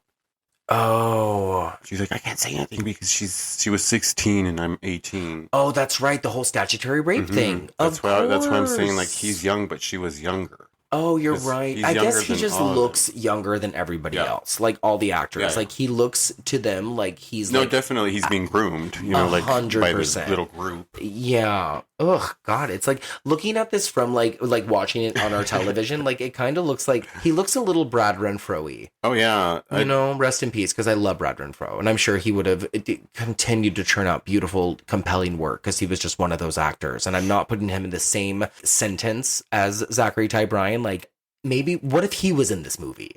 Like, if he was cast in this part, maybe this would have been just like, you know what I mean? It would have been just the wrong so, jock. You know, yeah, but like that could have given this like a little bit more of an arc that I would have liked a little bit more, because I feel like in this part particularly, they try to give this character a little bit of an empathetic turn. Mhm. And then again, like it goes nowhere. You could have went somewhere with that, and then you choose not to because this guy continues to be a piece of shit, and he stays Yeah. a piece of shit, and he dies a piece of shit. Like, why did Yep. you do that? Like, kill him. Why are you like? I don't know. You're right. Okay. Rachel ends up developing that picture at her after-school job, and Mark and Jesse go through her drive-through that evening, and Mark offers her money for Lisa's photos, but Rachel is not stupid. Mark offers basically to fuck her to like get the picture out of her because he offers her money. Like he really wants that photo so they can't incriminate Eric. And she says that she's a dyke. She's a big dyke. Put that in your she back can't. pocket. Put the dyke comment in your back pocket. I love her cynicism, though. I think she's just so fucking cool. I would be her friend. Mm-hmm. You know, I think Rachel, and I knew a Rachel. I knew Rachel's. Like, Christine was my Rachel. You know, she was so fun, and she was so gothy, and she was so, like, sarcastic, and she wasn't, like, a real goth, but, like, she, like, just, like, she was just that kind of, like, girl. She has telekinetic powers. Yeah, she might as well have. Well, neither is Rachel. Like, she's not really gothy. It's just she has a style for Marilyn Manson. She's got that style. She likes particular music. Yeah. Bedroom. I wish we would have got more time with her, just like in her own world as well. That's what I'm saying. If they would have just gave us a little slumber night with both girls in Rachel's room, brushing each other's hair, you know, just getting to know a little bit more of both of them. Pillow fighting. Yeah, it would have made the suicide a little more heartfelt. Oh, I thought the suicide was very heartfelt, but I know what you mean though, because she just came in it was so just quickly. sad. Yeah, but I mean, we would have felt Rachel like really upset now because even we met Lisa. Yeah, I get what you mean. Yeah, but no, she was all Rachel's. We never even met her. It was very quick. So Sheriff Kelton shows up to Rachel's work and reads the note that Lisa left to Rachel. Sue is there too, because why the fuck wouldn't she be? Rachel tells them what happened, that Lisa lost her virginity, and we get like Carrie flashbacks. Mm-hmm. And it's just like, this is where you kind of feel like that the Carrie stuff is out of place. It definitely is out of place, and it was basically just to tell us that it has to do with Carrie. Yeah, like they again, you're watching Carrie. Connective tissue. Yeah, they just want to be like, oh, this is the Children of the Corn movie. We're gonna throw a sickle in a kid's hand. Speaking of connective tissue, immaculate. Okay, gross. Ew, oh, gross. Okay, say no more to that. That's my favorite part of the film. I know. Grossly enough. we love that shit. Okay, we should point out the fact that this is a perfect gory gay episode because this football team is so gay for each other. They like to watch each other bang. So, like, yeah. They're all watching each other from the car in the distance while Jesse is banging it out with Tracy. And rooting each other on. And are you naked joking? in the locker room? So gross. Oh, there's a lot of man ass in this movie. There's particularly one proud man ass. Yeah, it's the white man ass. He's just right there. It's like the tan kissed man ass. Yeah, it really is a Palm Springs ass. Yeah. After Jesse and Tracy wrap it up, they have a little moment, and she wants him to take her to Mark's big after football party. But you can tell that he's probably thinking about someone else, which is our girl Rachel. Mm-hmm. And this scene is good because I really like how awful Tracy is. Like, we already know that these kids suck. And we don't know, though, if she's going to be our Chris Hargensen because we know that there's two girls. Mm-hmm. And when we find out that it's not really her, that the Chris Hargensen is really Monica, like, it's kind of fun. Like, I like that it kind of turns that on its head. Like, Tracy sucks, but Monica's worse. Somebody hated Friends. Somebody hated Friends, you're right, because Rachel and Monica. Yeah. Ooh. And then trashy Tracy, baby. Here we go. And then Deborah. Oh my God. At home, Rachel experiences more of her telekinesis, which is I don't feel like she knows how to control it because she's, going all black and white on us. And she's like, stop it. And like the spoons are moving. Yeah, I'm telling you, I think she knows how to turn it on, not off. Maybe. Yeah, but it's like opening a door and then all these guests just fly in and you're like, get the fuck out. Yeah, I wish that she took time to investigate it like Carrie did in the first one. I do. How does she find out? Because Sue tells her. No, when she goes to the library and she actually discovers it herself. Oh, Carrie. What does she read? The ability to move objects with your mind. I love that. And the little music going on in the background. And she slams the book shut. Telekinesis. And then she goes home to tell Mama. But Mama don't want to hear it. Mama don't want to hear it. I can move things. Mama. To your closet, woman. Such a good fucking movie. We're going to watch it right Fuck now. me, Carrie is so good. We were just listening to the vinyl, baby. Mm-hmm. I have this beautiful... The cover's dope. Dude. Oh, man. The waxwork vinyl. Her eye, and like she's holding her hands up to her face, and all you see is the blue eye poking out. She has badass, beautiful blue eyes. We'll post a picture when we're promoting this episode. Yeah. So fucking good. Okay, so what was I going to say? Walter gets out because, remember, she has this big basset hound named Walter, who at this point is probably like 1,000 years old because she's had him since she was a little wee baby Rachel, whose name we're never going to find out. And No. I can't find it either. Walter gets out, and this is probably the most horrific part of the movie for me because Walter is completely ran over by a truck containing a bunch of squealing pigs in the back, right in the middle of the road. Oh, yeah. I hadn't noticed this at all until you told me this last time that we were watching. Which part? If I noticed that it was a truck full of pigs. That's something I read. Someone was like, oh, like there's pigs in the back. That's like a reference to Carrie. See, there's a bunch of little random Carrie thingies. Yeah. You know, it's so fucking neat. I like it. But I really hate that no one helps her.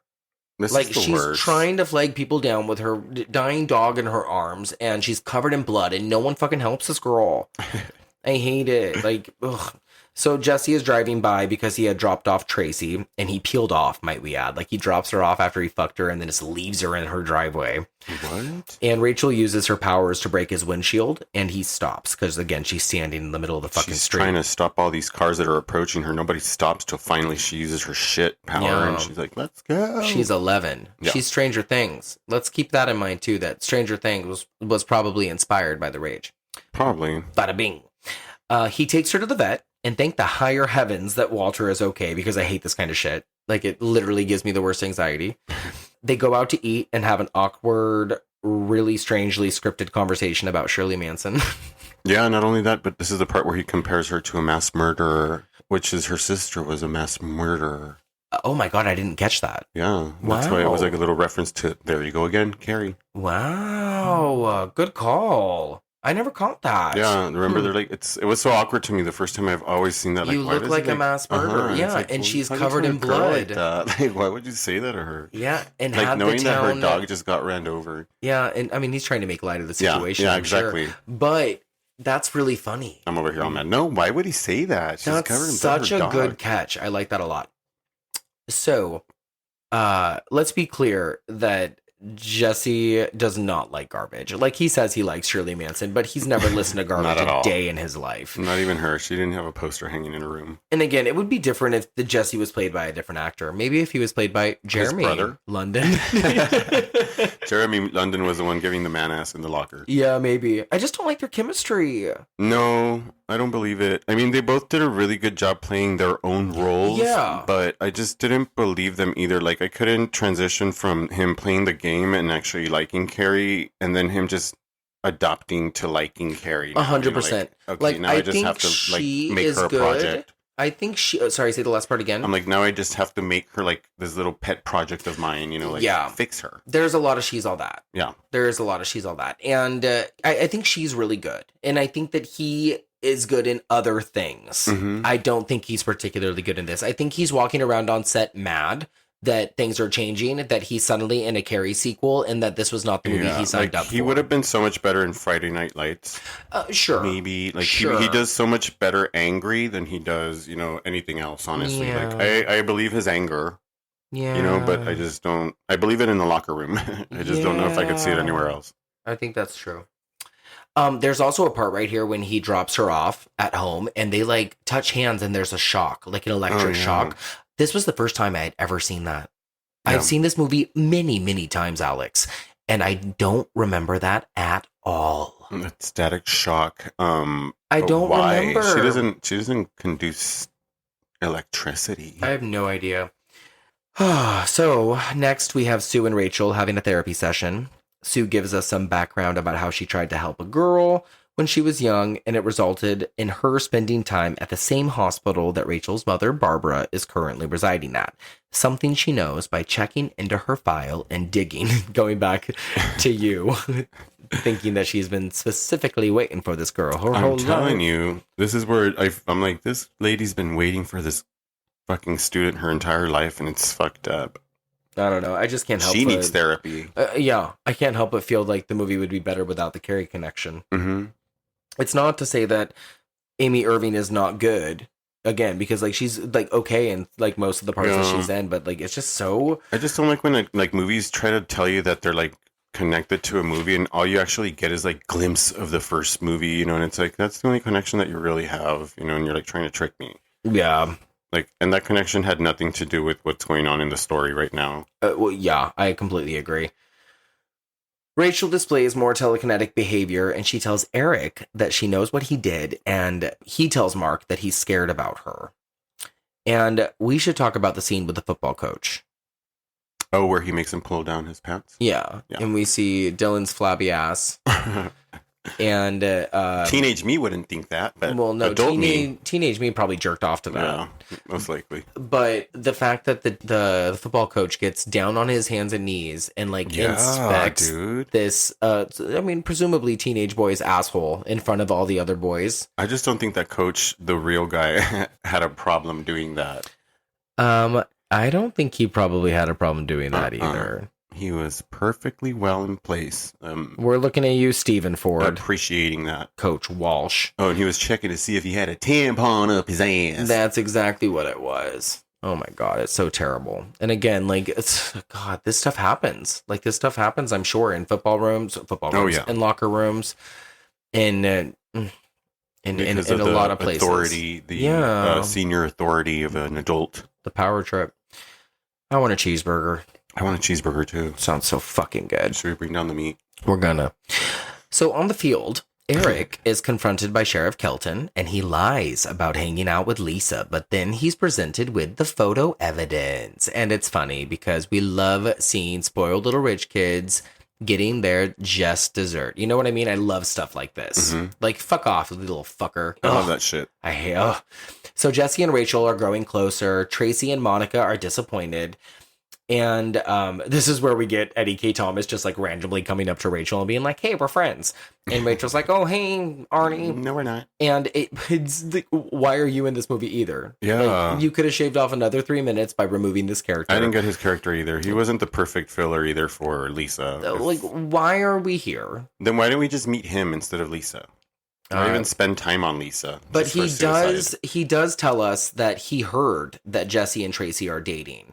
Which is weird because all the times I've seen this, I never caught that either. And I never really realized that Tracy kind of probably thinks that her and Jesse are in a relationship because she's really defensive and like very spiteful and hateful through the rest of the movie. Mm-hmm. And like, she's like, what the fuck is he doing with her? That fucking bitch. Like, she's really mad. Yeah.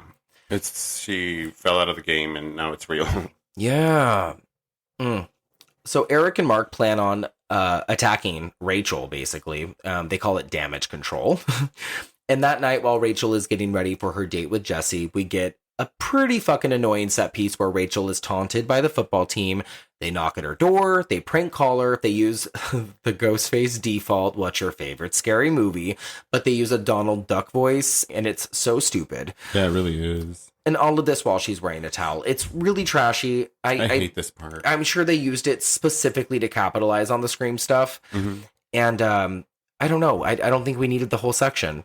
No, I hate it. Like, I hate that she's wearing a towel. I hate that they're doing that to her. And I think that she thinks for the first part, like where they're all banging on the doors and trying to get in, that it's her powers. Uh-huh. So I don't like that either. I think that that's kind of stupid. But we knew it wasn't because it didn't turn black and white. Yeah. No, there's a lot of black and white, though, in the scene. Oh, in this so one? It's like intermingled. Oh, yeah. Again, like, you know when it's her powers, but also there's parts that are confusing later on because her telekinesis is not always in black and white. Like when she closes the window at the hand, right? Yeah, it's so like it's sploshy, you know, when it decides to use it. Like, why? Oh God! But they do a lot of stuff like to her house, like it would have worked in a different movie, I think. And knowing how things go later and how quick the dime flips with her character and how she ends up trusting like certain characters, like. I just don't, I hate it. It doesn't work for me. Like, they vandalize her house. They scare her dog. They bang on her windows. Like, fuck off, bitch. They tell her, like, if she says anything or, you know, mentions anything, that they'll fucking kill her. Exactly. And then later on, you're going to be going to this party and you're going to be just being like, hi, let's like put lipstick on each other. I like your dress. No, that's poor. That is poor characterization. And it's also pretty shitty fucking writing. It's a small town out there in Maine. No, I don't care. What? And like, also, Eric is about to beat the shit out of her. Like, he has, like, brass knuckles on. Oh, no way. Yeah, but she smashes the window on his hand, like you said. Yeah. She gets all witchy on him. Ugh. Like, I hate these guys. I know that's the point, but fuck, dude. Like, these guys are really terrible. Damn, dude. They were really gonna fuck her up. God, I love Monica and Tracy's little side convos and, like, how vicious they are. Like, what does he see in her? Or she's Cheese Whiz and you're caviar. Stupid. Did you ever know anybody like these kids? No. Thankfully, I steered away from those crowds. I'm not going to my 20-year reunion. I'm like, I am those kids. I am all of these kids. No, take that back. Every single one of them. Every breath you take. Oh, sorry. So Jesse coaxes Rachel into a date finally. Sue asks Rachel for a chat. Jesse confronts Mark in the locker room in what Alex thinks is the best scene of the movie. Because why, Alex? Oh, the one with the ass? Yeah. Yeah. That's why it's the best scene. It's the best scene, actually. He has no idea what I'm talking about. Yeah, it's the man ass. Yeah. I've been talking about it since we started talking. But I was wondering what locker. I literally went to Carrie White, like bleeding in the locker rooms. Oh my God. Wait, Earlier, what? we're listening to You the put me vinyl. there. Yeah. And I was like listening to that part and I was like pretending I was like lathering my body with soap. Like, who am I? Woof. You're Carrie White. This is the best line delivery in the movie, though, when he says, "We're friends, man. We're friends." And then he says, "Nah, we just grew up together." See, but this was good. This is a good scene. I think so, too. It's just like, it's like a Dawson's Creek episode. Mm-hmm. Yeah, see, and I believed it more as a football movie in the moment. Varsity Blues. Varsity Blues. There you go. As opposed to anything relative to Carrie. The Rage 2, Varsity Blues. Yeah. Yeah. Which is letting us know the testosterone that is in those rooms in the head that they have, these boys. Yeah. Toxic masculinity, baby. Toxic masculinity. Gross. This is like the prime definition. So Sue grills Rachel about her telekinesis. When Rachel tries to leave, her anger makes a snow globe burst. We get another Carrie flashback. It's nice to see, but again, is it necessary? No. Jesse and Rachel pretend to bond. They're on a date being cute on top of Jesse's car. And again, this is like, it's really like a CW show. Like, it reminds me of A Walk to Remember, kind of, which didn't come out for like 2 years, but they're wearing like kind of similar outfits. Yeah. And it's like Dawson's Creek meets Beverly Hills with steroids. I mentioned Mandy Moore earlier and he said, no. Well, I didn't mention her by name. And now I'm like, oh yeah, really? Take it back. It reminds you of all those movies I've been mentioning by character. Take it back. Never. So it rains. This is such an awkward moment. Thunder and lightning strikes. Yeah, they just don't work together. No, like, it rains and they run into the car, right? Yeah, she gives him that pep talk about the brain flossing. It's just like such weird filler dialogue. Yeah, like I believe John Leguizamo more. Yeah. Oh, and then we get your favorite part, the word. Word. Oh no, that's what. Like what the fuck? Like what is out happening? Of all words to have used that fucking word to make you feel like you fit in? Yeah, and this is to this guy, girl. You're in a small town. Doesn't fucking matter what you say. Yeah, and this is just like the strangest like. Weirdest part of the movie to throw that out. Like you have a white girl, like just like a word, like it's pretty. That Buffy. movie in the 90s was. I mean, that word alone in the 90s was already cringe enough. And yeah, she ruins. She ruins it in 99. I feel like that was the first time I had really ever heard it. So like, and then I remember them being like, "That's a dumb way to be like cool." Yeah, like it really is a dumb way to be cool. And who says it now? Do you? Word. I don't ever go word. I don't think I ever said the. I don't think it sounds like as lame now. But I think it's a style in a person and a character that you're okay using it, but her. Yeah. Word. So, we learn that Rachel's a virgin and wants her first time to be special and not in a car and wants him to come to her door with daisies. And before it happens, she has all these expectations. I don't know. She's annoying. I'm telling you. Sue Snell goes to visit Rachel's mom at Arkham Hospital, which is the same hospital in Batman, right? Is that what we learned? It really is. Uh-huh. So she's like desperate to know who Rachel's father is. The insane asylum, how funny. The insane asylum, yeah. And so I wonder who else is within these walls. Mr. Freeze. Yeah. The penguin. I think the hospital stuff is also kind of dumb, but I do love Rachel's mom. I think Barbara is just such a fucking sparkling ray of sunshine in this film. moment was for her specifically and only her. Nobody else. Yeah, Not even that crazy guy. All of her scenes are good, but the close up on her when she's revealing that Ralph White is Carrie's dad, when she's like, he was her daddy too. His name was Ralph White. Ralph White. It's so good. Like The father of Carrie White. It's so good. But the real connection is just like outlandish, though. Like, come on. So can we talk about the age difference then between when I'm glad you're doing it. Let's hear it. the father of Carrie White and the mother of Carrie White, had intercourse in order to have Carrie. So Carrie was 18 in 1976. Yes. According to the movie timeline terms. But we never met the father because he left them supposedly to come to this family. So how... I don't know if that part is necessarily true. I don't think so, but that's what everybody... that's how everybody thinks the timeline would explain itself. That when he was with Carrie's mother, he left that family to come to this new family now. Yeah, I think that... But 20 years later, that were the case, you're going to have a child with this woman 20 years later as opposed to... And not even 20 years later, 18 years. 18 so years later. 2 years after the fact, like after all this stuff happened. I mean, if you're going to have an affair with somebody and you're going to leave with that woman, it's because the woman's already pregnant, right?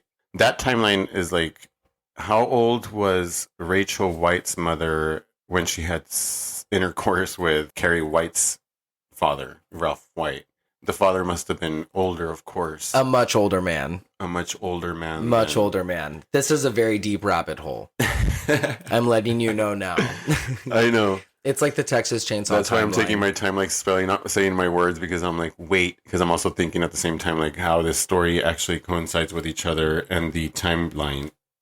We're just supposed to believe it. We're supposed to believe that this is the affair that was going on, and why we never met Ralph White and the original Carrie White was because he was already out having another affair with another woman, planting seeds, really. Because I'm like, what was this guy, the damn devil, or he's just telekinetic, having sex with everybody? He just has telekinetic disorder. I say disorder. But I mean, we're supposed to believe all that, just like we're supposed to believe they haven't torn down the remains of the school, which is where we end up next. Oh, so Sue takes Rachel. But wait, I'm just kidding. Oh my God. Sue takes Rachel to what's left of the high school from the original Carrie, and there's quite a bit left. The La Brea Tar Pits. There's the La Brea Tar Pits. It's quite a bit of rubble from the destruction that Carrie caused. And this is what I mean. Most counties or states would have knocked that shit down and due to respects, or like just fenced it down or put a garden. The entire site is still there. It's the lockers. They have done nothing with. They like put the fire out and walked away. This literally looks like there's bodies underneath the rubble still. Yeah, it's a fun idea though. 440 of them. I think that it's so unbelievable, but it's such a fun set piece. Yeah, I think that it's such a fun set piece. I think that they just found like this abandoned, disgusting, shitty area like in the middle of nowhere, and they were like, oh my God, let's throw this in there. But it's amazing that around that entire thing, the only thing that's standing still is the rubble to the gym and not the entire school. Like it's completely gone by trees and parked cars, but the only thing standing there is still the rubble of the fire, but they managed to completely delete everything around it. It's asinine. I'm going to stop asking questions about this damn movie because I'm going to go into that rabbit hole. No, literally. No, I've thought about it so many times. Don't even worry. Okay. I do love that she calls it a twisted memorial.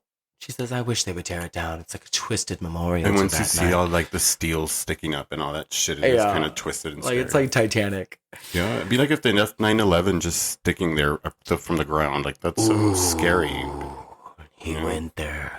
I did. Sorry, he went there. I'm talking about gun violence. I'm talking about. You know what? There are some movies that I even talked about my feelings. Call for it.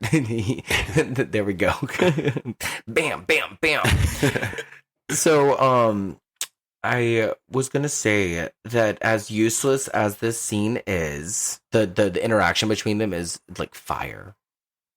You know, it's like all pun intended, by the way. Like fire, get it? Because the school lit up in flames. But they work with each other really well. Yeah, I think that if you've seen this movie in the theater, you probably kind of like scooted yourself up to the edge of the seat Yeah, because this is also where you get more Carrie stuff, and like they intercut the Carrie scene, so she's like, "Oh, you see all this? Carrie did this." Like, and then you see like Carrie like walking down the steps, and like she has the fire around her, and she's covered in blood, and it's really cool. As unnecessary as it is, it's really fucking cool. And it makes me mad that Amy Irving doesn't like this movie. So she says. So yeah, I've realized now that it's one of the highlights of the movie. Silliness aside. Yeah. So we end up at a meeting with the uppers later with Eric and his powerful dad and others, Sheriff Kelton included. Eric exposes the game and the other players involved, and Eric's dad, who is an Emmy award-winning actor, by the way, Gordon Clapp. That is his name. So hey, y'all, we got an Emmy award winner in the house. Bada bing. And the woman playing the district attorney.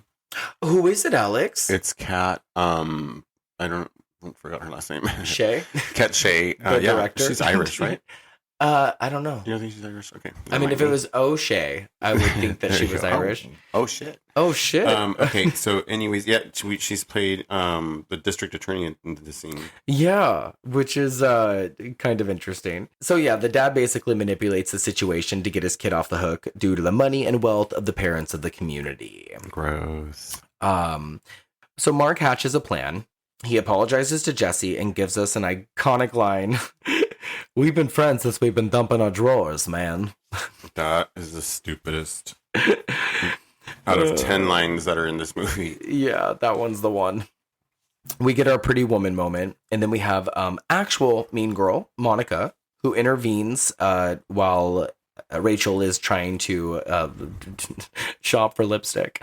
And she plays nice, steals said lipstick for her, and she tells Rachel that she isn't actually friends with Tracy and that she tries to steal everyone's boyfriends and that she's a fucking whore. And suddenly Monica and Rachel are friends, just like friends. Sneaky I'll bitch. be there for you. Da, da, da, da. So Monica invites Rachel to the big party after the game on Friday because, of course, we're not really friends and we're all going to laugh at you in about 15 minutes. It's happening. And it's like, it's happening. It's happening. And it's like, why, Rachel? Like, we loved you and we're rooting for you up until you just suddenly are becoming a dumbass. Yeah. Like, what the fuck is happening? Mark gives Jesse the keys to his upscale cabin for he and Rachel to go fucking. I love the little makeup montage. And you had mentioned how, like, she's so good at putting on her mascara all the time and suddenly she doesn't know how. She wears makeup throughout the entire fucking movie. You see her cat eye makeup, her eyeliner and all. It's so funny. But the moment that she's putting on makeup to go on a date with Jesse, she cannot figure out how to fucking put on eye pencil or lipstick or what to do with her face. It's hilarious. She just wears her own face. When he picks her up, he literally looks 40 years older than her. Yeah. And he brought daisies. Yeah, she got her daisies. They go to the lake. He invites her to the party. And they proceed to have sexual intercourse in a very awkward love scene that is not cute. It's gross. I mean, they're showing us socks. Yeah. It's and like- his feet look so funny. I'm glad you said that. They're showing us khakis. And he's like, "You're sane." Like he's You're like sane. he's unzipping the back of her dress, and her back is like not attractive. You know, it's like a younger girl's back that it's just not cute at the moment. It's kind of gross. Yeah. There's also not that she's an ugly girl or gross. It's just like the moment that It's just about not- the chemistry, dude, and they don't It's have the any. chemistry. So you watch people who are not connected, Yeah. like connect in such an intimate way, and it just is. It's awkward to look so at. Undressing somebody that you don't have a connection with is just gross. Mm-hmm. Yeah. So also there's somebody outside watching. So the next morning, she slips back in the window and her foster dad slaps her and grounds her. Oh. She is now unable to attend the big party or the football game or vice versa. No, see, this is when she needs to use her telekinesis shit. Yeah. And fucking make her dad's head explode. Yeah. Bitch fly. Oh my God. The football squad is shaving their heads and being ritualistic and crazy. Jesse refuses to shave his head. The actor probably just did not want to shave his head. Like, That was my no. note. They all look hideous at this point, So bad. except for one. It's really bad. Oh, which one do you think? Who's the bad guy? Mark. Mark. Of Yeah. course. Yeah. You would like He Mark looks and better. his He looks flabby better ass. bald. he looks does. better. He looks so much better bald. Sue Snell goes to Arkham to break out Rachel's mom in the most ludicrous scene of the film. because she breaks her out like they're exiting a Burger King. Yeah, and this really like annoys me the way that they put that football music over this scene when they're running. Well, it's the big football game, Yeah, mind so you. Rachel's listening to it on her headphones, but they kind of like put the scene together with the mom and the counselor running away. Like, Yeah, and did you stop. notice that that Rachel is wearing a red dress? You're right, it is red. Yeah. And you're right. And it has like little designs. Now I wonder what those and it's designs not are. blood, but like it could be like another homage to Carrie. Like, It's like she a really goes dark red. to the football game, and then she goes to the party wearing this red dress. Oh, yeah. And so I thought that was kind of interesting. So yeah, she ends up at the football game. They end up going to the party, but Jesse ends up staying behind because there are scouts that want to talk to him. When he gets back to his car, it's been vandalized by none other than Tracy, but he doesn't know that. No. So he gets in the car with Tracy because, according to her, Rachel is going to meet him at the party. And remember, Rachel is friends with everyone now. Yeah. Rachel is like best friends with She's everybody. It's such a fast, inappropriate transition. That's what happens when they get to the party, right? Well, why does she get to go in? Yeah. Because she's one of us. Yeah, and it's like this happened literally today. Yeah. Like, how on earth? She left the football game that she had just got to, and now she's fucking best friends with Tracy and Monica. Monica. Oh, but Tracy's not there. Tracy's with Deborah. Deborah is the one. Yeah. Deborah. What's her name's assistant, dude? And 'Cause that's it's all she is. Literally holding the wheel for her while she's driving and putting on her fucking makeup for her. Anyway. So they arrive at the party, and okay, it's a banger. It's like a big ass fucking house. It's got big windows that are like wall length. It's a lot of trees. Lots We're in of the forest. stairs. Lots of stuff to light on fire. Yep. It's a ploy though, because it's just like a situation where you know that something is going to go wrong. We're planning something. And when Mark and Eric see Rachel arrive, Eric hides. So there's a red flag. And then everyone that sees Rachel arrives, they stare at her. They're just like staring abruptly. Like, game on. It's so unrealistic how quick she trusted them. You know? I mean, she's vulnerable, dude. Like, she just lost her best friend, so she's kind of like feeling the appreciation of people. So let's explore wanting her that. around. Let's get into that though. Like, where are the writers at to like talk about that?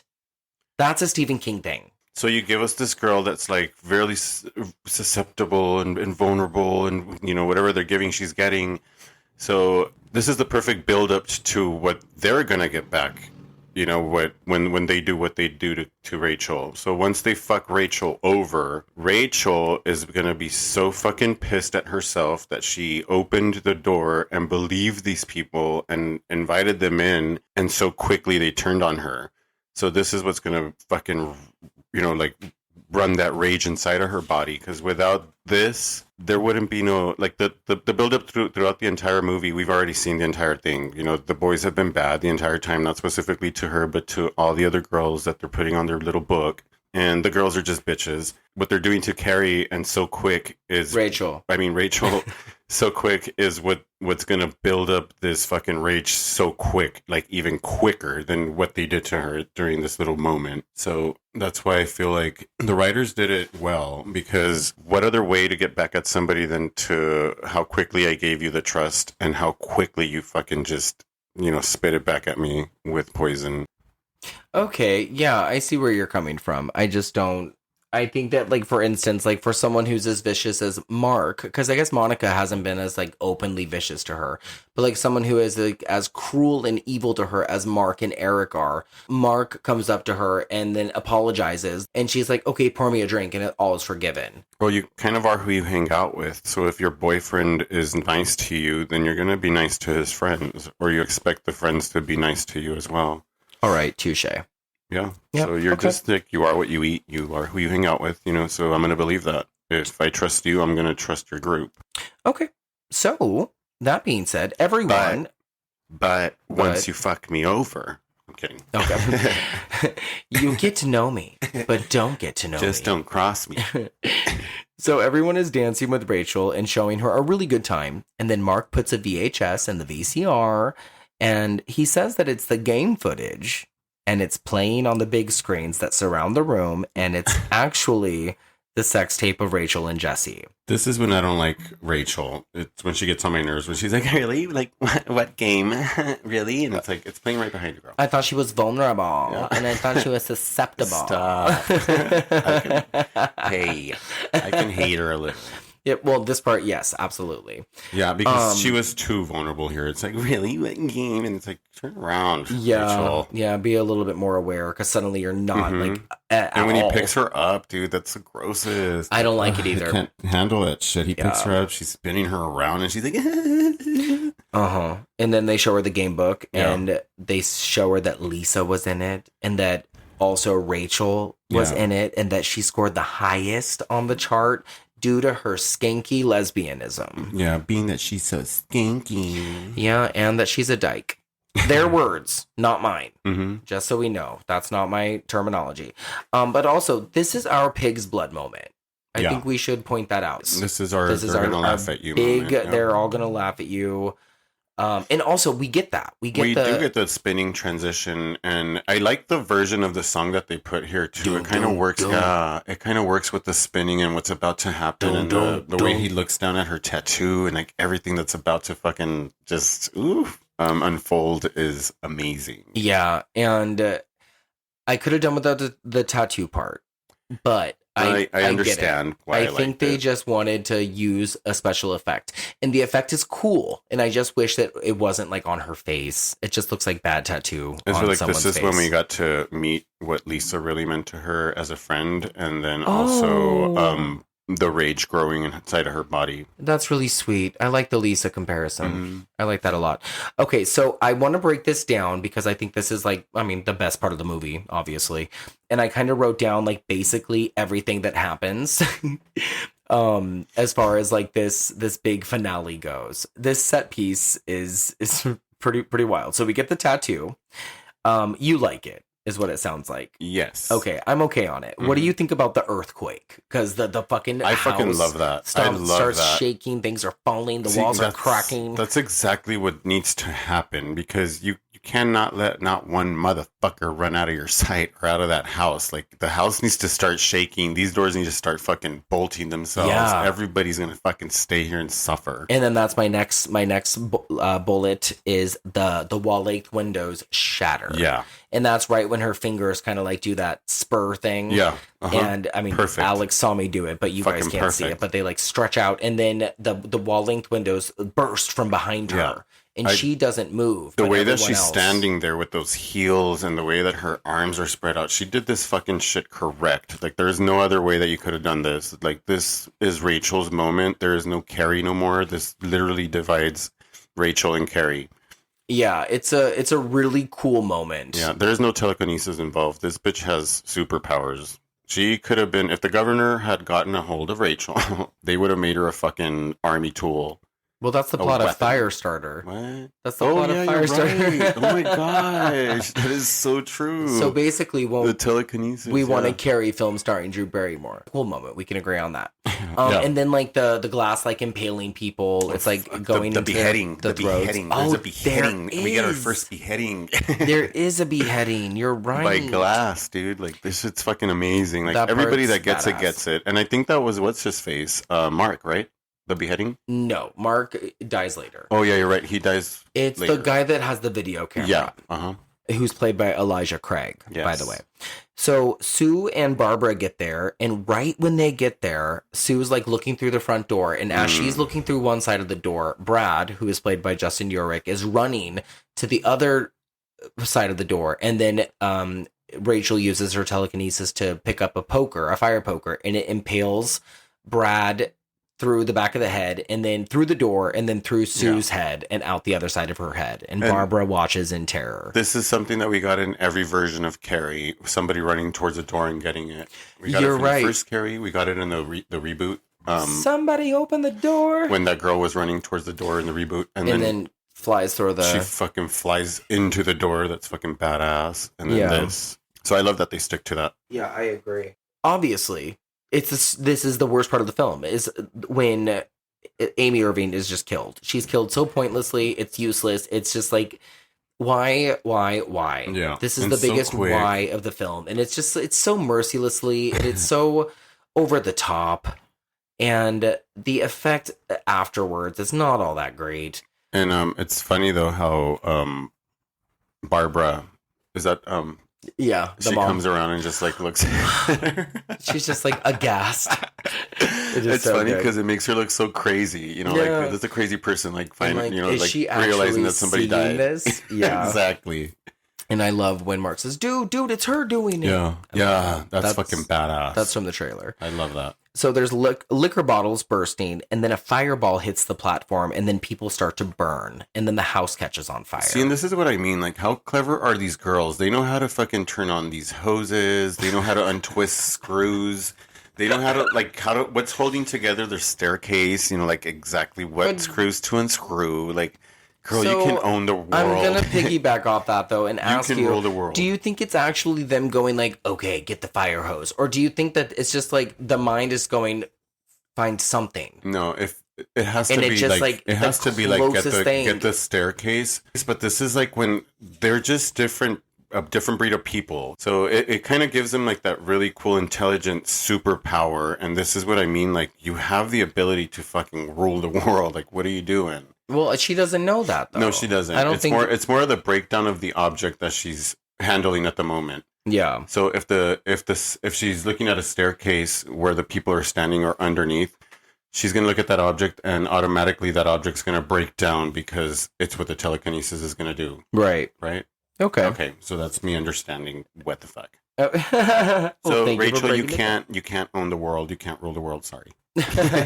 We strip you of that power. Yeah, we bind you, Rachel, from doing harm against other people and harm against yourself. We here at the Gory Gaze. So Eric and Mark and Rachel are now on the run together. There's a spear gun collection. They get a flare gun. So they now have weapons and they're armed. And I love the wide shots of Rachel. But again, I hate the fucking face tattoos. Hate them. Yeah. Yeah. And also the next set of deaths are so unrealistic and so gnarly, but they're so much fun. Like, I love Monica having the glasses shatter and like the glass goes into her eyes. And if you wear glasses, like I do, you can feel it. Yeah, you can feel that. Yeah. Just like you can feel when her spear gun unleashes into Eric's genitals and you see his pee-pee fly into the swimming pool. But also, both of those are not capable of death. Exactly. You might bleed out and be very uncomfortable, but you're not going to die. No. Yeah.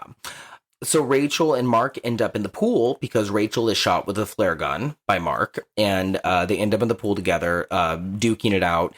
And Rachel gets out and Mark drowns. If you are claustrophobic, leave the room. This is very horrific. It really is. He did it so good. Yeah, he hits his head and like is choking on blood, and it's super elongated and it doesn't cut away, and it's probably the best death in the movie. It really is. This is when you pull the character away and you break away the character from the actor, and I believe the actor did so fucking good just playing this one specific little part where he just shows us that he dies in the pool. Yeah, it was really, really, it was hard to watch. Yeah, it was hard to watch. It made me feel like kind of like uneasy. But you can't turn away. Yeah. It's not every day you see a drowning, and Mind you, the entire pool's lit up with red light. Yeah, because of his blood. Yeah. Because he's like choking on all this blood. Ugh. Yeah. And the fire going on outside. Oh yeah, and like the entire house is on fire. So Barbara finds Rachel, and she's injured, remember, and she tries to help her, but remembers that she's a possessed demon and leaves her to die. You're not my child anymore. I love Emily Bergl, but the next set of dialogue is so fucking bad. And it's just, the writing is so stupid. Like, it's really, really bad that I'm going to leave it at that. We're not going to hear Rachel yelling for her mama. Don't leave me. I don't have nobody else. That's what I mean. Yeah, it's just so fucking terrible. You don't need nobody else, and Rachel. Then, like, in just a minute, we get, like, I believed you. I love you. Yeah. Like, shut the fuck up. Jesse and Tracy show up because they're still in the movie.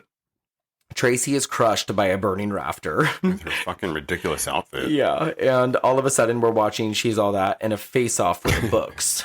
The score books, that is. Yeah. Oh, you're right. She makes a little book fly and like it opens Yeah. up to her page. Yeah, and she's like, 30 points? Is that all I was worth? 30 fucking points. No, that's not the right movie. 30 fucking points. So Rachel is then crushed by an awning, and instead of using her telekinesis to remove it, she allows herself to die, but not before whispering, I love you to Jesse one last time, to which he says, what? Yeah, he's like, what? I love you. What? And then he ruins it. Huh? They say her name way too many times, right? Rachel! Yeah. Rachel! Way too many Rachels. Rachel! It should have been called Rachel. The Rachel. Carrie too. Yeah, but the way she fucking flings him to the ground it's is hilarious. hysterical. It's so fucking funny the way she just has all this manpower just to push him off. It's But like, where's she the telekinesis now, girl? She can't get the fucking awning off of her, though. This is when you put it to use, Rachel. You have not been invited to the DC What's universe. she doing? Oh, I know, you know. Imagine if that Max guy or what was his name from X-Men would have got a hold of her. They wouldn't have. Why? Because she can't even lift off an awning off of her body. Isn't that what the movie Rogue's about? I've never seen Isn't it. she the telekinetic one? You're asking the wrong bitch. What? Oh, is that the one with Anna Paquin? Yes. I love her. Yeah. Ooh, Anna I Paquin. think that's what it's about. Ooh. Okay. Oh, Balcony onto Oh, the yeah. pool. Oh. so Rachel presumably burns to death, right? Let me die. Let me die. No. It's ridiculous. The ending's really silly. Yeah. So we flash forward to King's University, LOL. Excuse me, I'm choking. And the year is now 2000. Yeah, we're a year into the future, and I remember it being 99 to being like, oh my god, 2000, we're not going to make it. Yeah. Y2K. He survived the Y2K. And Jesse is all scarred up because his arm had been on fire, remember? Yeah. And now he's Walter's primary caregiver because Walter is still alive. And they don't show us the arm. If you He's catch the it, you catch it. MVP. If you don't catch it, You you kind missed of it. catch it. Yeah. Yeah, it's like a blink and miss it type of thing. So he's at his desk studying, and there's like a picture of Rachel on his mirror, like a headshot from like her acting days, you know. And all of a sudden, From when she continued living as Rose Dawson. yeah, Or yeah. was it? She was going to ride bareback Yeah. on horses and go see the carnivals and die in her I sleep. know, fly airplanes. and Yeah, shit. fucking A, dude. Rose DeWitt Cater in the house. Damn. She slips through the window. She slips in. Rachel does. And already you know your Pet Cemetery moment coming up. But And- that foot alone on the bed is so scary to me. You know what? I do not hate the ending. I actually really like it. She engages in like a very passionate kiss with him. It's 11:58, by the way, on the clock. Oh, you're right. And I think that's worth pointing out. And it's very brief. They kiss and then they step away from each other. And then what happens, Alex? She fucking explodes Yeah. right in front of our face. She just fucking disintegrates, poof, into Like fucking shatters. what is it? Ashes, like just Yeah. shatters in front of us. And the only thing that I can compare that to is the part when the evil queen shatters into 1,000 pieces in the canon tale version of Snow White. And it's so good and it's so effective and it's so scary. And I remember the first time I saw this in theaters, I literally screamed. I went, "Ah!" Yeah, it really is. I 'cause screamed out the loud. movie's done, and like the university scene is like watching Jennifer Love Hewitt getting into the shower scene at the end of I Know What You Did Last Summer. It's so fucking dumb. You know, yeah. Yeah. It's like really like that one last jump scare in case we didn't get you throughout the whole movie. Oh my god. And it's still not done. So I after think it that, was the only jump scare, right, in the entire movie. I don't remember a lot of them. Yeah. Yeah. I think that one is the one that I can really recall though. But then he wakes up and he's staring into the mirror, and the mirror is just like infinite mirror reflections. Oh, And you see yeah. his reflection and her headshot reflection. There's some type of sticker or something that says Infinity Infinite Beyond. something. Yeah, right Not beside Infinity him. Beyond, that's Toy Story. Infinity Beyond. Infinity something. That's where he's at. Yeah. But yeah, I don't understand that ending with the mirrors. Like, I just remember thinking, what does this mean? And then just now Yeah. watching it recently, what does this mean? what does it mean? But it's good. It's a good ending. Hmm. Yeah. It's never gonna stop. Yeah. I think Because that there has to be it's- another. I mean, the dad's not dead. Oh, Ralph is dead by this point. Unless he's How do a you know? fucking, unless he's got the shine and he's one of those Dr. Sleepers. we need to understand if he's like a demon or if he's like some type of Girl, no. No, yes, absolutely. He's like, got there's so much telekinesis. opportunity. No, The end. Of course he does. Of course he does. But like, why is he aiming for these women? You know, that He's are just probably not even aiming. He probably doesn't even realize he has it. He probably has just getting girls pregnant and leaving them. He's probably just a deadbeat father. Okay, I'm not gonna go there. I'm not gonna go there. Somebody will. You guys reach out to me and we'll talk about this further. But I feel like we can explore Ralph White's, you know, seed droppings. Ew. You know, and there has to be another sister or a brother. I guess we're gonna find out in the Rage Carrie 3. Where's the brother? Oh, now we want a brother. Now we want a brother. What's his name gonna be? Raquel? Well, Rachel, Carrie. Raphael? No. Oh, it would be Ralph Jr., of course. Of course. As a middle name. Okay. Because, of course, they have to go for a Latino actor now. I think you're just deflecting and you want to have telekinesis and you want to... Everybody wants telekinesis. Who the hell does not want telekinesis? Gypsy wants telekinesis. She wants to get her own food. Gypsy starts levitating. That's the Rage Carrie 2, guys. Yes, it is. I personally love this movie. It's not perfect. I would give it a 3.5 out of 5 on the Gory Gator. What about you? It's perfectly imperfect. 100%. Yes, I watched this movie. Everything that is Carrie, I'm in for. No matter what version of the Carrie it is, to me, I love the entire story. And the way that they've all, like every single version of these Carrie movies are good for me. So I have nothing bad to say about this one, other than it's just like gross in some parts, but I can get through them because there's nastier shit out there. I love that. I love that it's gross in some parts. Yeah, I think that there are some things, obviously, that do not need to be here that we've already talked about. But it's fun. I think it's, I hate to say it. I don't even hate to say it. I don't mind saying that it's a worthy sequel. Yeah. You know, I don't think it's any worse than Pet Sematary 2, and I really am a big supporter of that movie, and I think it's just as good as Dr. Sleep. I think it's just as good as a lot of sequels out there. So if it wasn't intended to have anything to do with Carrie, the way that they connected it, they did really good into there's really nothing much you can say about the way that they connected both films. It kind of like works. It works very good. I think so too. Yeah, because they selected somebody really good to play, you know, a stepsister, or, you know, just by blood sister as well. And like I said, to me in my head, this is just Nancy from the Crafts story. Yeah. That's fun. Yeah. I like that. All right, guys. Well, we are going to be back next week with another kind of crazy little sequel. And this one was Alex's pick. Alex, what are we going to be talking about next week? Next week we have Poltergeist 2. Oh my gosh. Not 1, not 3, but 2. Yeah, and this is fun because I really, really like part 3. And I've only seen 1 a couple of times, and I've only seen 2 once. Yeah. So I'm really excited to to revisit this one. They're all connected. You can't watch part 2 without watching part 1. You can't watch part 2 without watching part 3, and you can't watch part 1 without watching all of them. And there's your review. There it is. Guys, if you want to follow us on any social media, please do so. We are on Instagram and Twitter and YouTube at The Gory Gaze. And you can email us at thegorygaze@gmail.com. And Alex, do you have anything else you want to throw out there before we slash this one away from our not much. Our just gaydar? Thank you guys for listening and always tuning in for those who do. Also, get out of your head and talk about your feelings, and everything will be okay. 7th Heaven. Da, da, da, da, da, da, da. We love you guys. Stay gory. Okay, bye. Stay gay. Bye.